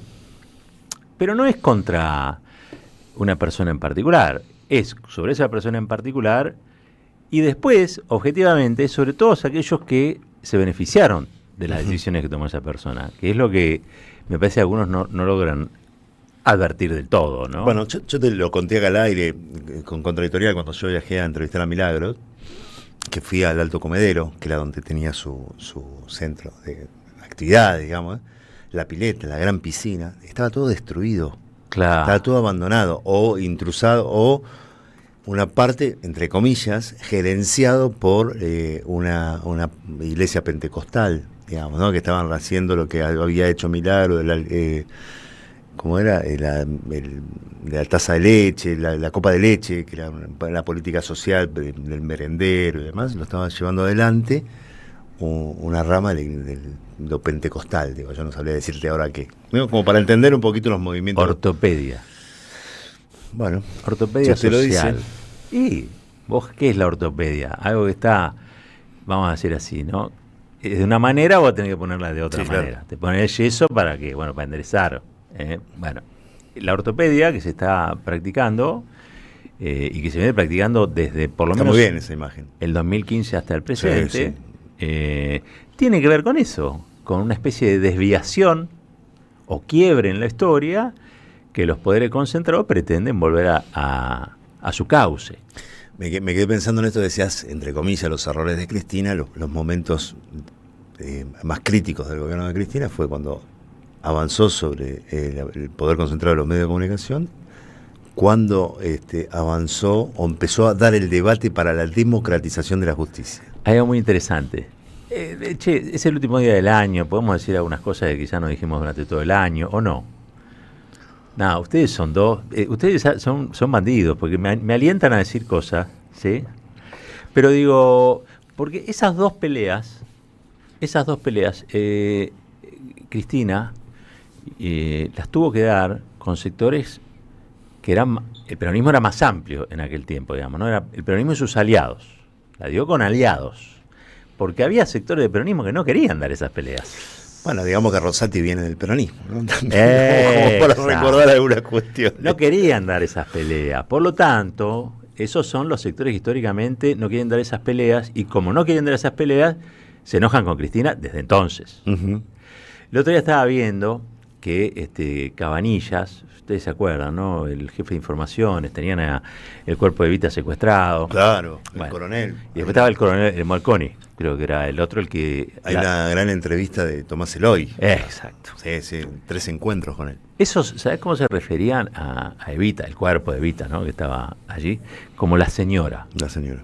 El cuerpo de la señora. Uh-huh. ¿Sabés cómo le dicen a Cristina los peronistas de derecha? Que hay un montón, Hay un montón. La señora. Claro. Che, 10 minutitos pasaron de las 9 de la mañana. No sé si dijimos todo lo que queríamos decir, pero venimos bien. Escuchame una cosa. Vamos a una tanda. Cuando regresemos de la tanda, vamos con el último editorial del año. Epa. En AM530 pasan muchas cosas. Y todo lo que pasa está en la red. Somos Radio AM530 en YouTube. Entérate de lo que pasa. AM530. Somos redes. Somos radio. Cuarteto Cedrón presenta Siempre estoy llegando. Eche 20 centavos en la ranura. Domingos 11, 18 y 25 de enero a las 20 en Hasta Trilce, Masa 177, Capital Federal. No te pierdas a Juan Tata Cedrón y su cuarteto. Conseguí tus entradas por Alternativa Teatral. Vení a conocer la provincia de Buenos Aires. Turismo todo el año. Provincia Bonita, Argentina. Más información en buenosaires.tour.ar. Gobierno de la provincia de Buenos Aires. El sabor que te acompaña es Café Bantú. El aroma en la mañana del Café Bantú. Bantú. Yerba mate La Buena. Conserva el aroma y sus propiedades de origen. Libre de gluten, buena calidad y buen precio. Toma mate y seguí escuchando la 530 con Yerba Mate La Buena. Tu compañía de vida y buenos momentos. Hoy Salgo te invita a descubrir teatro, música, experiencias para compartir y actividades para las infancias. Suscríbete en hoysalgo.com.ar y empezá a disfrutar desde hoy descuentos exclusivos pensados para vos. Hoysalgo.com.ar. Elegí mejor, salí distinto y viví más. Comunidad Loma Segura. Sumamos 300 nuevas alarmas y alcanzamos más de 1.300 en todos los barrios. Municipio de Lomas de Zamora. Gobierno de la comunidad. Intendente Federico Otermín. ¡Wow! Como dices cuenta DNI, ¡wow! Que ahora tienes plazo fijo, ¡wow! Y que tienes una tasa especial, ¡wow! Y eso hace que tu dinero crezca, ¡wow! Y crezca, ¡wow! Y crezca, ¡wow! Para, ese último wow no entendí. ¡Wow! Ah, que crece. Cuenta DNI. Tu plazo fijo de Banco Provincia es realmente wow. Conoce más en bancoprovincia.com.ar. Ya construimos el primer complejo socioambiental Ecoparque Quilmes y el vivero municipal Yolanda Ortiz en Don Bosco. Ahora instalaremos contenedores en el 50% del distrito y seguiremos avanzando en el sistema de recolección diferenciada de residuos. En Quilmes, seguimos para adelante. La comunidad 530 ya es una realidad y necesitamos que siga creciendo. Tu suscripción es imprescindible para que esto sea posible. Súmate a la comunidad 530.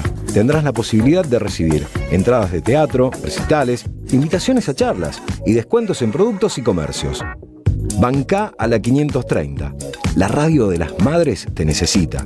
Si tenés dudas, escribinos 11 64 19 16 50 o envíanos un correo info@am530somosradio.com. Caballero de Día en AM530. Construimos comunidad. Buscamos la verdad siempre. El editorial de hoy en realidad está dedicado a Víctor Hugo Morales, ustedes saben, un verdadero maestro para nosotros, porque Víctor Hugo acaba de sacar un libro que se llama Un ciudadano común en dictadura, por Editorial Sudamericana. Les leo la contratapa. Dice: en este libro, el reconocido periodista rioplatense Víctor Hugo Morales presenta un recorrido revelador a través de documentos inéditos de la Junta de Comandantes en Jefes de la dictadura uruguaya. Con una mirada incisiva y valiente, Víctor Hugo desglosa los archivos que lo tuvieron en la mira y ofrece así una perspectiva analítica sobre los mecanismos del poder y la represión. Ustedes recuerdan, ¿no? Porque cuando Víctor Hugo, que tenía una lucha histórica con el grupo Clarín, por el tema de los derechos del fútbol esencialmente, ¿no? Decide abiertamente apoyar la ley de servicios de comunicación audiovisual y los esfuerzos democráticos de los gobiernos kirchneristas para efectivamente cambiar el mapa de la comunicación y afectar los intereses de los grupos monopólicos y oligopólicos, entre ellos el grupo Clarín. Bueno, tanto aquí como en el país oriental se inició una campaña para difamarlo a Víctor Hugo Morales, y sobre todo en relación a la dictadura uruguaya, donde lo señalaban o pretendían sindicarlo como un beneficiario, ¿no? Como alguien que había sido o no había sufrido o padecido persecución. Bueno, Víctor Hugo Morales, que es empeñoso, que es, ¿cómo decirlo?, no suelta. Víctor Hugo, cuando decidió enfrentarse a Mañeto, sabía de las consecuencias y nunca paró. Nunca paró. Yo me acuerdo cuando le secuestraron de su casa, le decomisaron obras de arte, el piano, ¿se acuerdan? Con el pelirrojo, el abogado de Clarín. Y se la rebancó Víctor Hugo. Víctor Hugo se podría haber quebrado tranquilamente, podría haber cambiado postura, se lo habían ofrecido un montón de veces, pero ofrecérselo a una persona tan hermosamente terca como Víctor Hugo debe haber sido uno de los motivos por lo que además Víctor Hugo reforzó desde entonces y hasta el presente la denuncia constante del monopolio Clarín en la Argentina y de sus accionistas y obviamente su cabeza, ¿no? Que es Héctor Mañeto. Me da la impresión de que esa campaña de difamación iniciada sobre él ha tenido en algunos sectores algún tipo de victoria circunstancial, transitoria, minoritaria, pero eso en sí mismo es una ofensa a la trayectoria de Víctor Hugo Morales. Voy a decir algo que en el gremio de prensa se sabe y mucho, quizá en otros lugares menos, pero Víctor Hugo es un tipo absolutamente solidario con todas las causas nobles, dignas y justas que encuentre en su camino. Cualquiera que se lo haya cruzado y le haya llevado una carta, un documento, un libro, sabrá de lo que le hablo. Víctor Hugo tiene aire en sus pulmones, pero tiene aire donde esté, para todos aquellos que son agraviados, ofendidos, calumniados, perseguidos, o no les pagaron el sueldo a fin de año. ¿No? Digo, tipos así hay pocos. Tenemos el privilegio de contar con él hace muchos años aquí, en la Argentina. Y este libro de Víctor Hugo Morales, que se llama Un ciudadano común en dictadura, editado por una editorial como Sudamericana, una de las más importantes del rubro, contiene nada más y nada menos que los documentos que comprueban la falacia de aquellos que hace años vienen tratando de instalar que fue algo más que amigo de algunos militares, ¿no? Me parece muy necesario. Uno también dice, che, lo tiene que hacer él, ¿no? Digo, lo tuvo que hacer él, y capaz que sí. Capaz que a veces el honor propio hay que defenderlo uno, lo tiene que defender uno, ¿no? Sobre todo en situaciones tan presentes de ingratitud que vemos, ¿no? Estos son tiempos crueles y oscuros por un montón de cosas. Yo aporto que la ingratitud también es oscura y cruel. Y con Víctor Hugo Morales, que ha defendido y defiende estas causas que tienen que ver con la libertad, con la justicia social, con los derechos humanos, amigo de las madres, un tipo realmente distinto en el firmamento de la comunicación, distinto, un tipo noble. Ustedes saben, ¿no?, a lo que me refiero cuando digo noble, no Herrera de noble, noble, que si la causa es justa va a contar con él para lo que sea.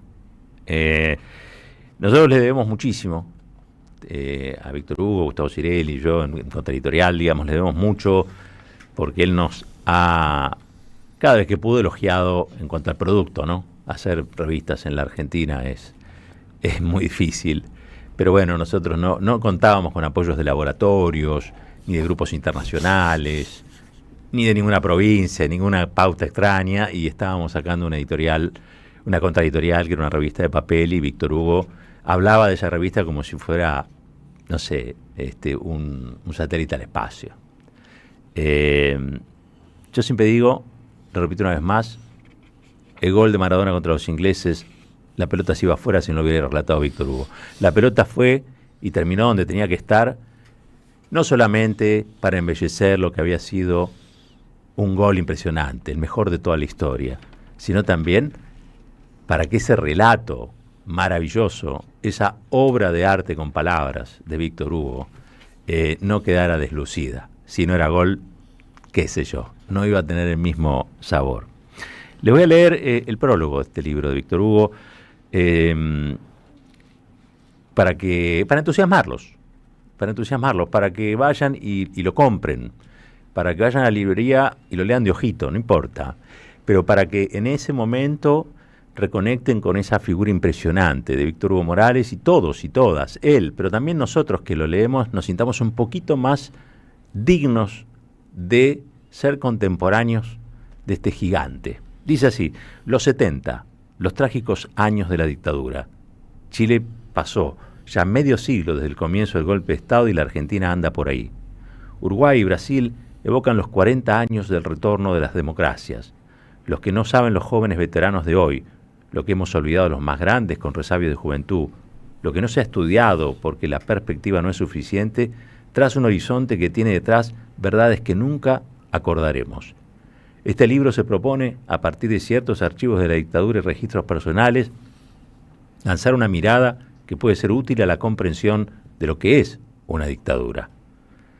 Permítase antes aclarar que aquellos autoritarismos aún predominan en nuestras sociedades. Las derechas tuvieron su verdadero bautismo con cada uno de esos gobiernos que llamábamos de facto y que de hecho tienen coordenadas que se entrecruzan con el presente. Es, observando los comportamientos políticos de hoy, en el andar de las derechas que podemos comprender ese pasado. Los años 70 fueron fundacionales. El entramado del manejo de la justicia, el empoderamiento de la economía desigual, la acción sostenida del periodismo en la batalla cultural han permitido a las democracias un rol en plena decadencia. Aún donde existen gobiernos de izquierda, y en ese sentido América Latina es la región mejor dispuesta del mundo, lo que domina es la prepotencia del sistema económico más injusto que nunca, con desigualdades que persisten y crecen pese a que alcanzó parámetros insoportables para los sectores medios y los más vulnerables. Los gobiernos de los militares respondieron a las ambiciones más delirantes del sistema capitalista y terminaron con el fracaso de las derrotas políticas y el éxito de sus propósitos a favor de las élites. el estado de bienestar de los propios norteamericanos, y ni hablar de los europeos, saltó por los aires desde entonces. Esos años afianzaron los fines económicos que determinaron avanzar con las armas hacia donde la democracia no se los permitía. Se estaba construyendo el mundo neoliberal más salvaje de la historia y América Latina era una joya invaluable.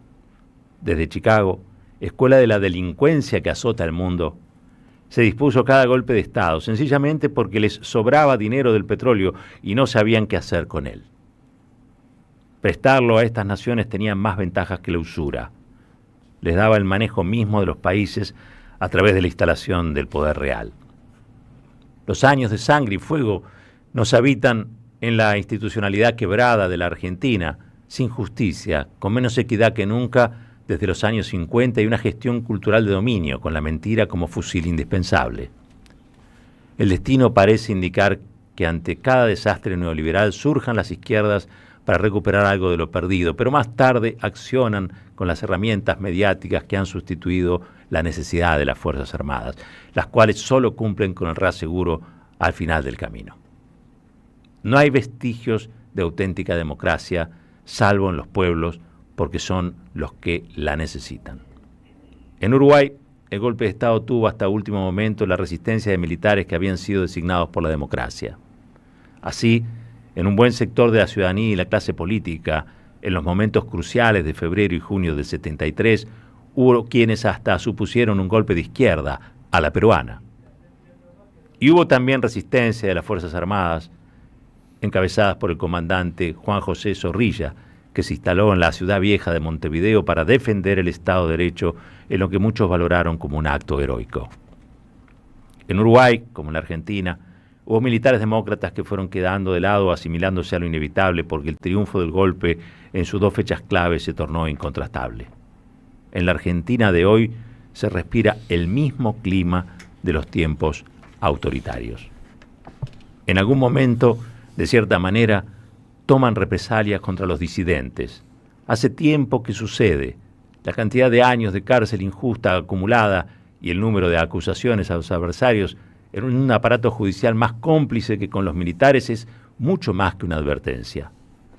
El aire llega con una densidad pesada y en ocasiones se torna irrespirable.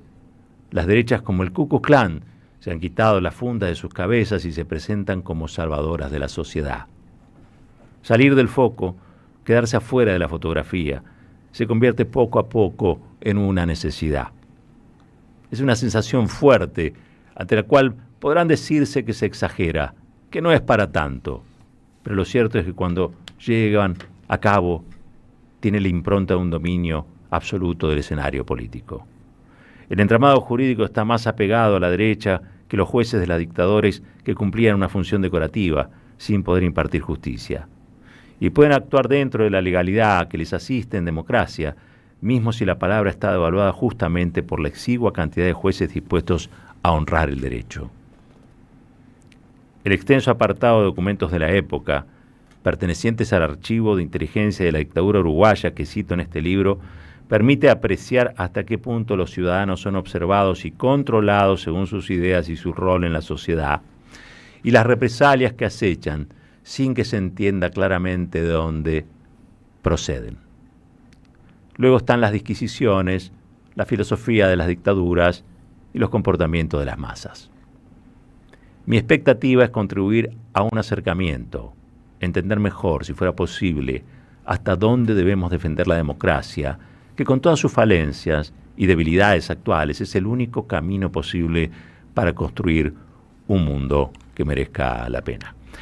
Un ciudadano común en dictadura, el libro de Víctor Hugo Morales, ya está en todas las librerías. Es un brillante alegato contra la injusticia de este mundo y contra la injusticia en particular que se ensañó con él, producto de esta campaña difamatoria que hace años lo tiene como blanco, porque Víctor Hugo dijo las cosas más hermosas que se pueden decir en este mundo, con aquel gol, con aquel relato, pero también las cosas más duras que cualquier persona noble puede decir.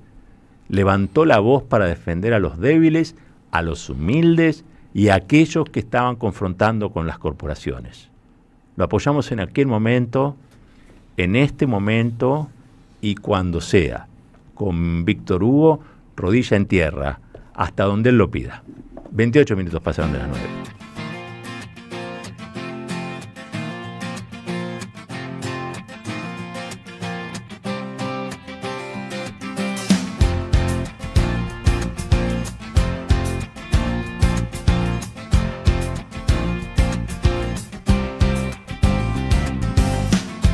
Cuando rece el temporal y afuera el caos es total, ahora que rugen los cimientos, ahora cuando embisten sin cesar fuerzas extrañas de un lugar oscuro, frío y turbulento,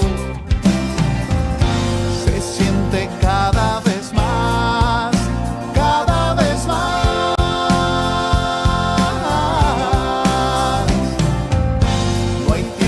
Para escapar, jugamos con la verdad.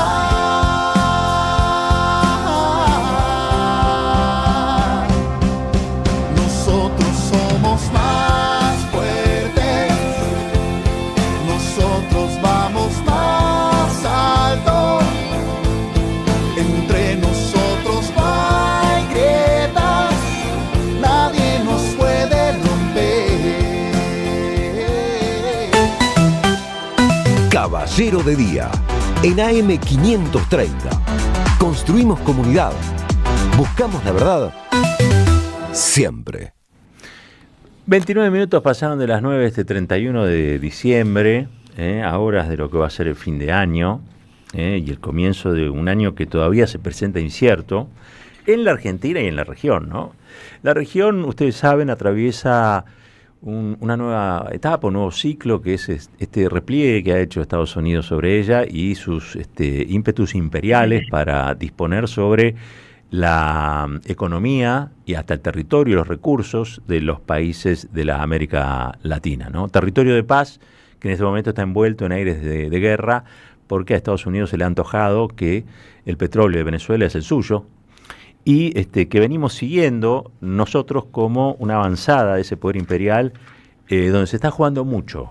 El otro día despertamos con la noticia de que había habido, según el gobierno de los Estados Unidos, ¿no?, según el presidente Trump, un ataque terrestre, en lo que constituye para mí, si es que así fue, un acto de guerra. Desconozco, ayer estábamos leyendo un comunicado de una empresa que dijo que eso que eran las llamas no eran producto de un ataque, sino que había sido un tema propio de la empresa. Pero bueno, Estados Unidos ayer insistió con esta idea, creo que mostró incluso imágenes de drones, vaya a saber. Está en línea para tratar del tema alguien con quien ya hemos hablado y preguntarle cómo ha progresado la situación allí en Caracas. Francisco González, especialista en integración regional, y está precisamente, en la capital de lo que hoy constituye para mí un momento clave de la América Latina, ¿no? Lo que pase con Venezuela va a pasar o está pasando ya con el resto de los países de la región. Francisco, ¿cómo te va? Aquí Roberto Caballero y Gustavo Cirele te saludan desde la Argentina, de la Radio de las Madres. ¿Cómo estás? Hola Roberto, primero que nada, feliz año 2026. Esa es la forma en que nosotros lo decimos aquí en Caracas, ¿no? Para todas y todos ahí en la radio y en tu programa. Gracias por la invitación. Aquí desde Caracas, Venezuela, pues también expectante de todo lo que está ocurriendo aquí y en la región, ¿no? ¿Cómo está la situación hoy en Caracas, digamos? ¿Cómo ha amanecido Caracas? Es lo primero que te voy a preguntar. Lo segundo tiene que ver con este episodio que Trump describe como un ataque terrestre contra un laboratorio de narcotráfico, narcoterrorismo. Vaya a saber las cosas que inventa, ¿no? Sí, claro, mira, a ver, yo voy a tratar de ver en breve cómo describirte la situación para nosotros, porque pasa parecido a lo que pasaba en 2019, Roberto. Es decir, nosotros nos enteramos de este tipo de informaciones truculentas es a partir de lo que nos mandan desde afuera. Mira, me pasó muy parecido en 2019, los días esos que había la situación de Guaidó, ¿no?, del autoproclamado. Porque justamente es desde Buenos Aires que una amiga y un compañero nos mandan el mensaje de televisoras de Buenos Aires que están anunciando que ya de facto había una guerra en Venezuela, ¿ves? Entonces nos extrañamos porque, bueno, en Venezuela la Navidad es la fiesta más importante del año. No es que dura el 24 y 31, es todo el mes la fiesta, ¿ves? Sí, sí. Y la gente está muy desconectada de la política para ver la cosa, ¿no? No los políticos, el común, la gente. Entonces que envíen cuestiones así, sabemos lo de Estados Unidos, obviamente, las informaciones de Trump, las noticias que emanan de la posible situación de guerra contra Venezuela, los aviones que van y vienen por el Caribe, todo eso es real. Pero esto fue novedoso. Entonces, en este punto, cuando nos envían esa nota de unos canales argentinos, mira, y son argentinos precisamente, que ponían en situación como que ya había una guerra en Venezuela, lo cual era totalmente falso. Era totalmente falso porque aquí la gente está montada en la Navidad, es lo real, ¿no? Es lo real. Claro, digamos que analistas, personas vinculadas a la situación internacional, como en el caso mío particular, estamos en esta diatriba, ¿no? Pues todos los días pendientes y estas cuestiones. Pero eso me parecía extraño porque justamente hablaba con un amigo maracucho. Los maracuchos son los que son de Maracaibo, donde supuestamente ocurrió el acontecimiento de esta empresa que se llama Primasol de químicos, ¿no? Y me decía que tenía un amigo de un hermano que le había informado que ahí no pasaba nada, que no tuviera que ver con una interna en un fallo eléctrico de la empresa. ¿Ves? Claro. Yo ayer leí el comunicado de la empresa que decían que había sido producto de la propia dinámica de la química, de la industria. Claro, exacto. Entonces ese problema pues atacó un tema de unos depósitos de resina y eso, bueno, explotó. Entonces, ¿qué pasaba? Esta información la dice la empresa, ¿sí? Esta empresa que está ubicada, bueno, eso es frontera con Colombia, justamente, ¿no? Maracaibo es una ciudad muy importante del país, es una ciudad petrolera, mucho valor petrolero por 100 años, ¿no? Desde la época del dictador Gómez hasta la actualidad, y allí se desarrolló la industria petrolera en gran cuantía en Venezuela, ¿ves? De exportaciones de petróleo para Estados Unidos, precisamente, ¿no? Entonces, que sea allí, ahí también hay algo raro, ¿no? Que es justamente en esa ciudad donde ocurre este otro hecho, ¿no? Sí ocurrió un problema técnico de la empresa, eso es real, según el comunicado y los videos que uno puede ver. Bien. Y bueno, las informaciones que ya uno maneja a estas alturas. Pero un hecho fáctico así como tal de un ataque por drones, como oficialmente lo dice el gobierno de Estados Unidos, eso no está comprobado. De hecho, tanto así que aquí en Venezuela la situación sigue normal en términos de... Normal en lo relativo, ¿no? Claro, en el contexto. En medio de las tensiones foráneas, por supuesto. Pero no hay una información verificable, el gobierno no ha dicho nada sobre eso. Entonces la gente da por sentado que no pasó nada allí, pues. Por lo menos un ataque como tal, como lo define el gobierno de Estados Unidos. Entonces es una cuestión que nos parece más un fake news, una nota que hace para alimentar la interna de Estados Unidos, que eso es otra cuestión también, y de Trump de tratar de buscar una salida al hueco que implica el hecho de atacar directamente o no el territorio venezolano, que eso sí es un dilema que tienen ahorita, porque quieren hacerlo, claro que sí, pueden hacerlo, Roberto, seguro que sí, pero tienen una paradoja, pueden, pero no pueden al mismo tiempo, porque la interna que se le vendría, es que en las últimas votación que hubo en el Congreso, precisamente para evitar las agresiones al Caribe de 2 comisiones, solo por 2 votos, y ya es la tercera votación, solo por 2 votos, no se le voltea, como decimos aquí, la tortilla, ¿no? El omelette a Trump. Entonces, la tiene complicada, muy complicada. Imagínate en el caso, imaginemos, ¿no? Un supuesto y negado, por supuesto, porque no, nadie quiere una guerra.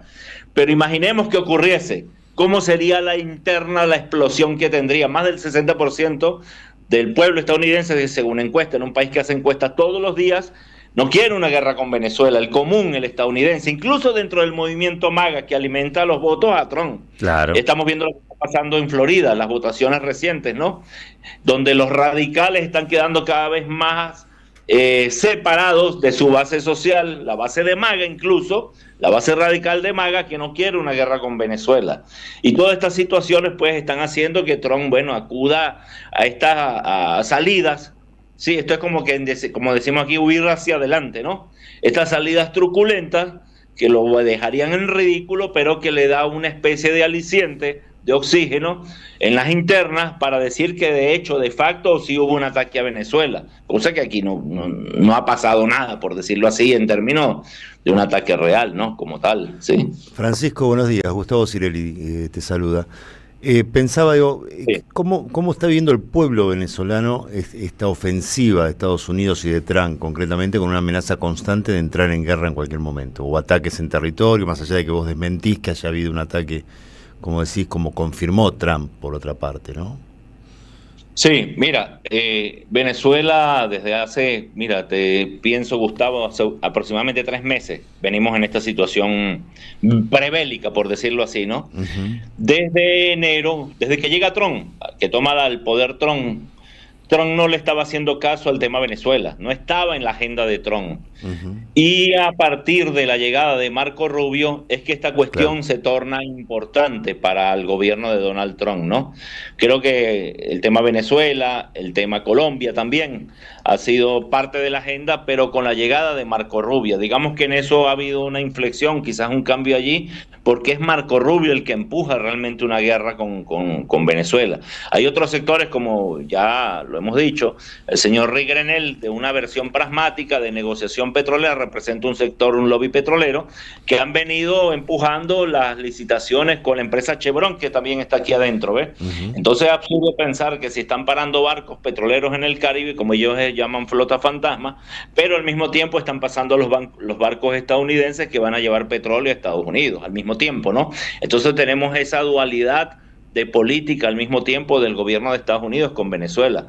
Por un lado anunciando ataques, anunciando el secuestro de barcos o las lanchas, pero por el otro tienes las licitaciones y el paso de barcos que están saliendo de Venezuela y que han sido muy públicos, la misma vicepresidenta los ha publicado en sus redes sociales, donde ves unos tanqueros petroleros enormes llevando el petróleo a Estados Unidos, ¿no? Y esa situación sigue estando intacta, esa dualidad, hasta el momento, a pesar de que aparezca la versión más radical de Marco Rubio, Pijés, el secretario de Guerra, anunciando con bombos y platillos una especie de ataque a Venezuela, pero por el otro sigue estando la versión pragmática que lleva el petróleo a Estados Unidos, ¿no? Esa es la realidad, pues, es lo que te puedo decir sobre esto, ¿no?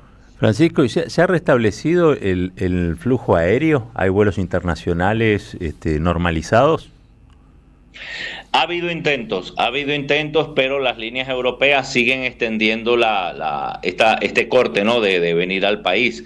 Sin embargo, ha habido una especie de puente aéreo vía Colombia, ¿no? Eso es las líneas aéreas que van a Colombia de Venezuela, esas siguen volando. Y también vía Cúcuta, que está muy cerca de la frontera con nosotros. Allí también hay una especie de puente aéreo de estas líneas aéreas que van a Panamá, por ejemplo. Entonces por ahí va y viene mucha gente, ¿no? Pero todavía hay líneas aéreas, sobre todo venezolanas, que pueden salir del país. Las que más han trancado la cuestión tiene que ver con Europa, ¿no? Las líneas europeas, sí. Claro. Francisco, bueno, estamos atentos a lo que vaya ocurriendo. Veo que el progreso de la última vez que hablamos hasta ahora es básicamente que se sostiene la situación, digamos, ¿no? De asedio y de tensión, ¿no? Sí. sobre Venezuela, pero todavía, digamos, está como en una misma escala, no ha trepado por lo menos. Sí, está en ese punto como un punto muerto, ¿no?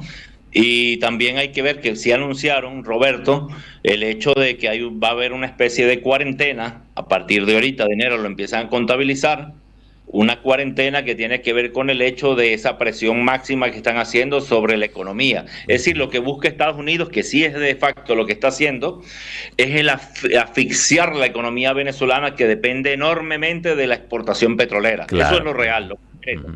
Y esa asfixia, bueno, sí, está el pseudo bloqueo en el mar y aéreo, ¿no? Pero también tiene que ver con monopolizar el control de la exportación petrolera de Venezuela, que es PDVSA, ¿no? Que es como YPF allá. Entonces, esa cuestión, ellos dicen que 2 meses van a arreciar en esto, ¿no? Lo anunciaron públicamente, que vienen 2 meses de mucha contundencia en ese asedio, en esa cuarentena, le llaman ellos.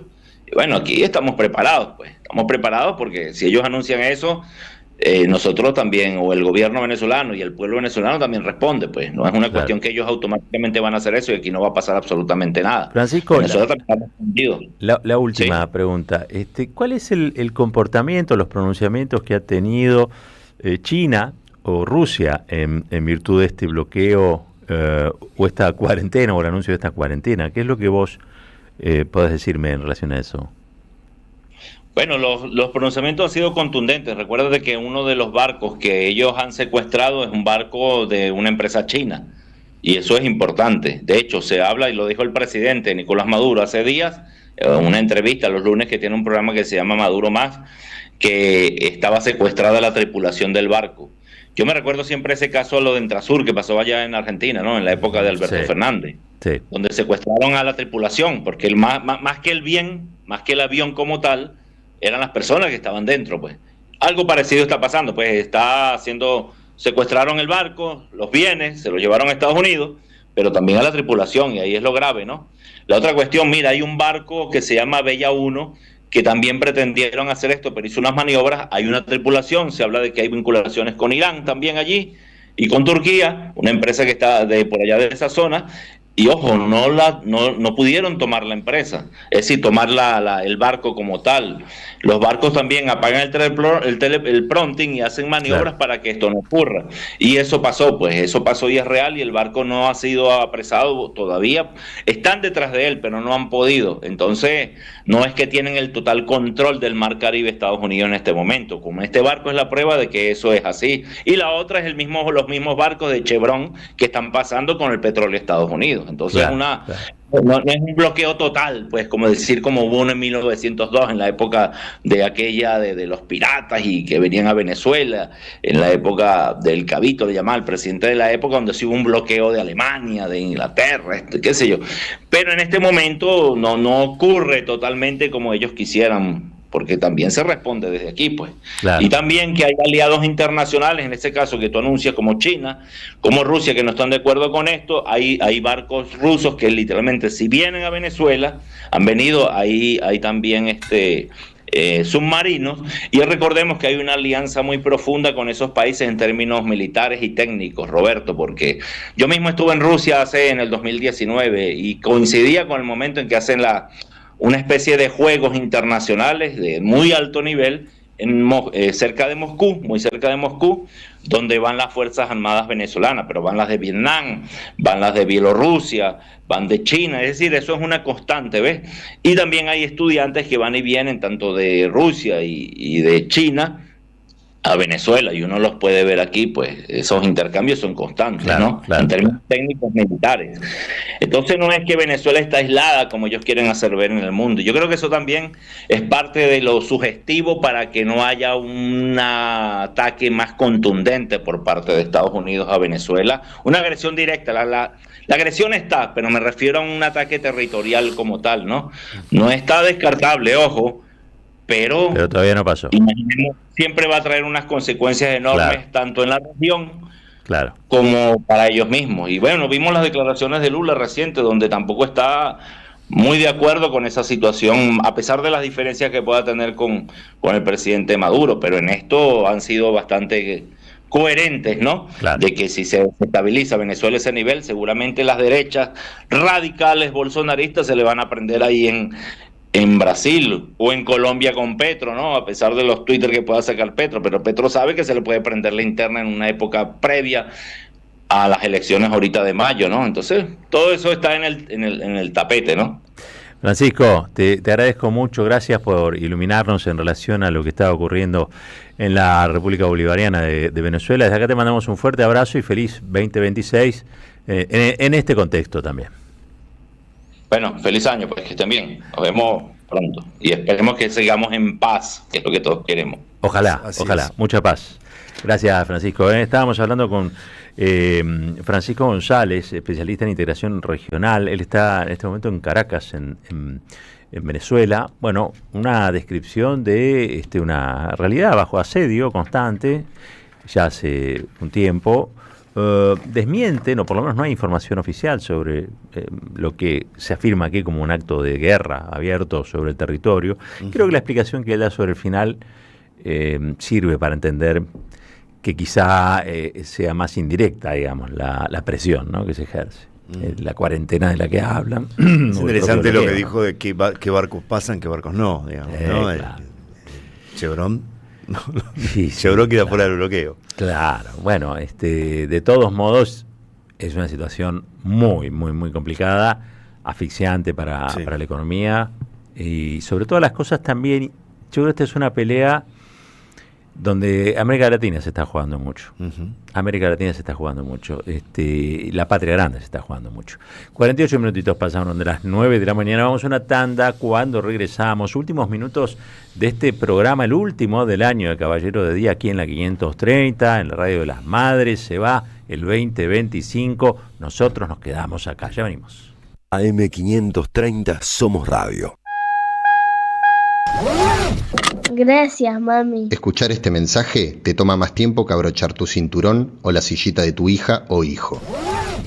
Un clic que salva. Ministerio de Transporte, Gobierno de la Provincia de Buenos Aires. En Pilar contamos con Mimuni, nuestra herramienta digital de atención ciudadana para solicitar turnos, realizar trámites y gestionar reclamos de manera ágil y cercana. Descárgate la app o chatea con nosotros por WhatsApp a través de 11 52 38 68 64. Las 24 horas del día. También podés acercarte a cualquiera de nuestros puntos Muni de lunes a viernes de 8 a 18 horas y los sábados de 9 a 15 horas. En Pilar seguimos acercando el Estado a todos y todas las pilarenses. Pilar presente con futuro.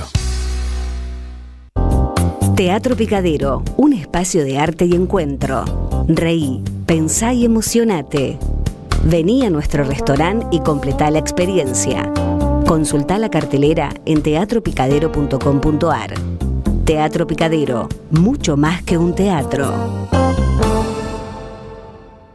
Aini o Leviatán, Comunidad Política o Monopolio del Poder, de Diana Baraceras. Un libro sobre dos maneras irreconciliables de pensar la política.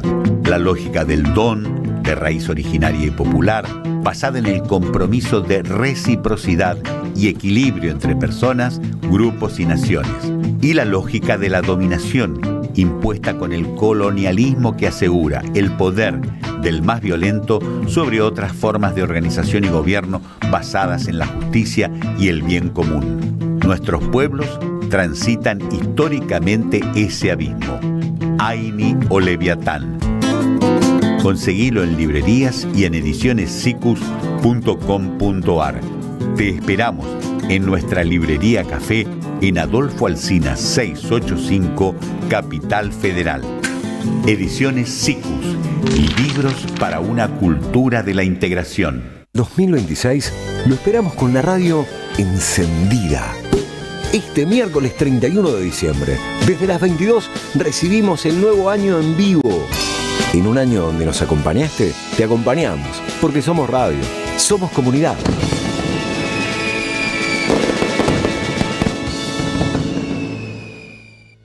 Seguí a la Cámara de Diputados de la Provincia de Buenos Aires a través de sus redes sociales y entérate de todas las actividades legislativas en Instagram y Facebook como @diputadosBA y en Twitter como HCDiputadosBA. Argentina desaparecida. Matar una generación en nombre de la patria financiera. El nuevo libro de Gustavo Campana. El neoliberalismo a sangre y fuego de la dictadura y los procesos que, en democracia, continuaron con el plan de Martínez de Hoz. Argentina desaparecida, a 50 años del golpe. Disponible en todas las librerías. ¿Sabías que estás increíblemente cerca de una de las catedrales más importantes del mundo? ¿De un teatro a la altura de la Scala de Milano? ¿De un museo de ciencias naturales tan impactante como el Smithsonian de Washington? ¿De un parque infantil que inspiró al mismísimo Walt Disney?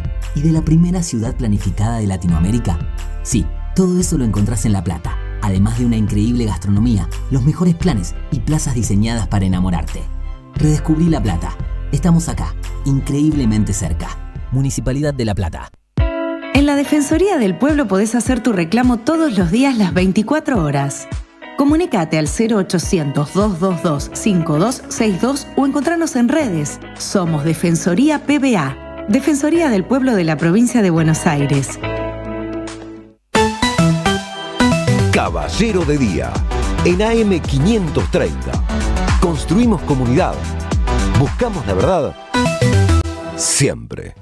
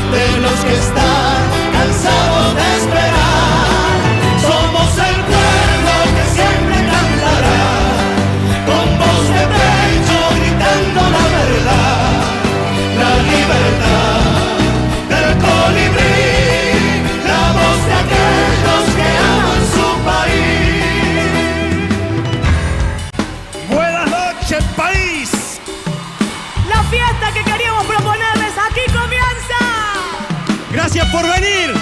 Esto es por y para ustedes. Nosotros ya la estamos pasando genial, igual. Esperemos que la pasen ustedes. ¡Bienvenidos!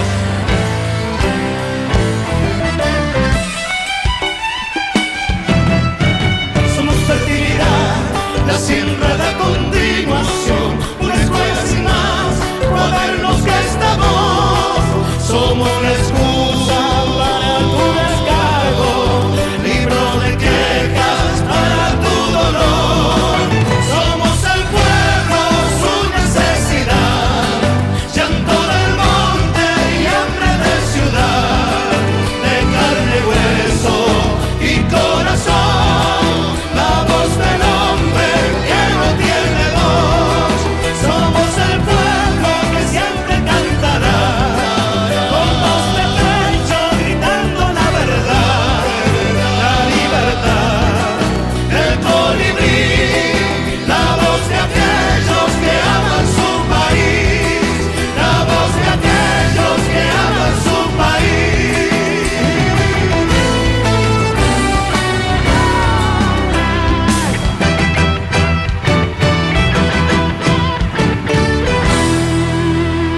¡Qué fiesta! ¡Qué maravilla este tema! Che, qué lindo, me traes muy buenos recuerdos. Pero sí, esta es la voz de los que aman nuestro país, los que amamos nuestro país, ¿no? Esa es un poco la constante, ha sido durante mucho tiempo parte de la línea editorial de este programa y de otras empresas en las que hemos estado. Este es un tema que usábamos cuando se lanzó Tiempo Argentino. Así es. Parte de su publicidad de lanzamiento. Tiene una potencia, nos llegó a ese momento, digamos, ¿no? Y la letra de aquellos que van. Muy linda, porque aparte hay que amar este país. Yo creo que ahí estamos en deuda muchos, me parece a mí, porque ustedes saben, un país maravilloso que tiene desgraciadamente hoy un momento no tan maravilloso.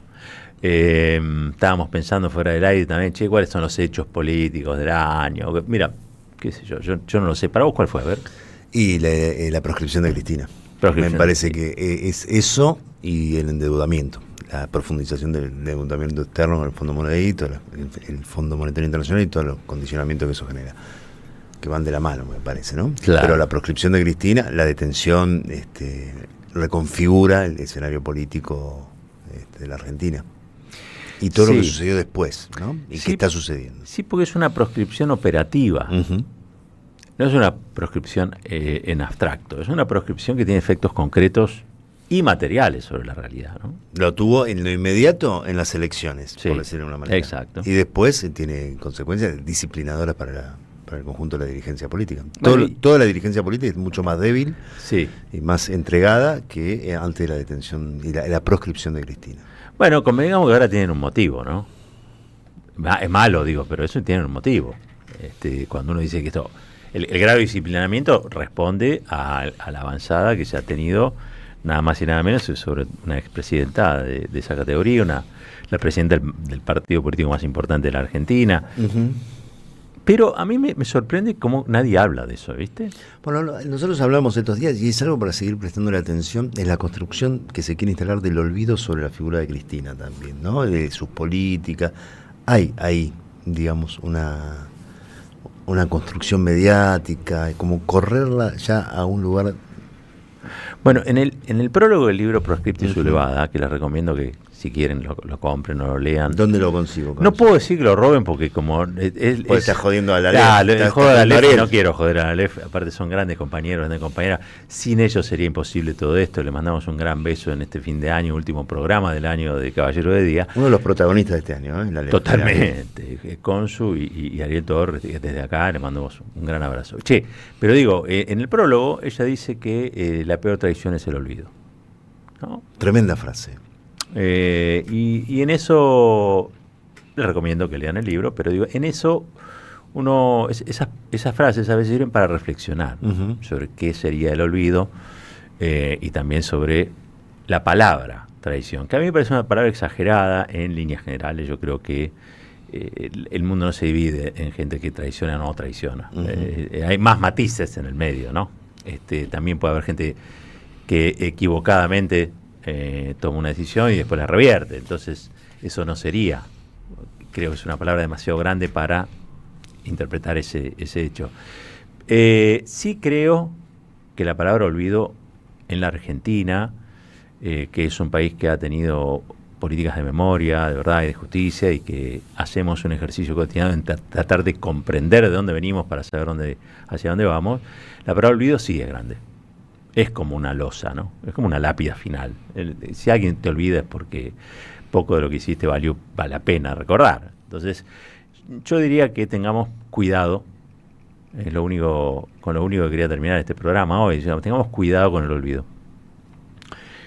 No olvidemos a Eve, no olvidemos a las madres, no olvidemos el pañuelo, no olvidemos la lucha de todos los organismos de derechos humanos, no olvidemos lo que ha sido todos estos años, no olvidemos a Néstor, no olvidemos a Cristina, no olvidemos los años felices de todas las épocas, no olvidemos que la democracia es un valor, no olvidemos que la justicia social es un objetivo, no olvidemos que tenemos patria y que a la patria hay que amarla, no olvidemos hablar con nuestros hijos, nuestros nietos, nuestros vecinos de lo que significa amar a la patria es el pueblo, y estamos en una situación muy delicada. Entonces no olvidemos, ese es el mensaje del 2025, arranca un nuevo año, como ustedes saben, y siempre lo decimos, un nuevo año es una oportunidad también.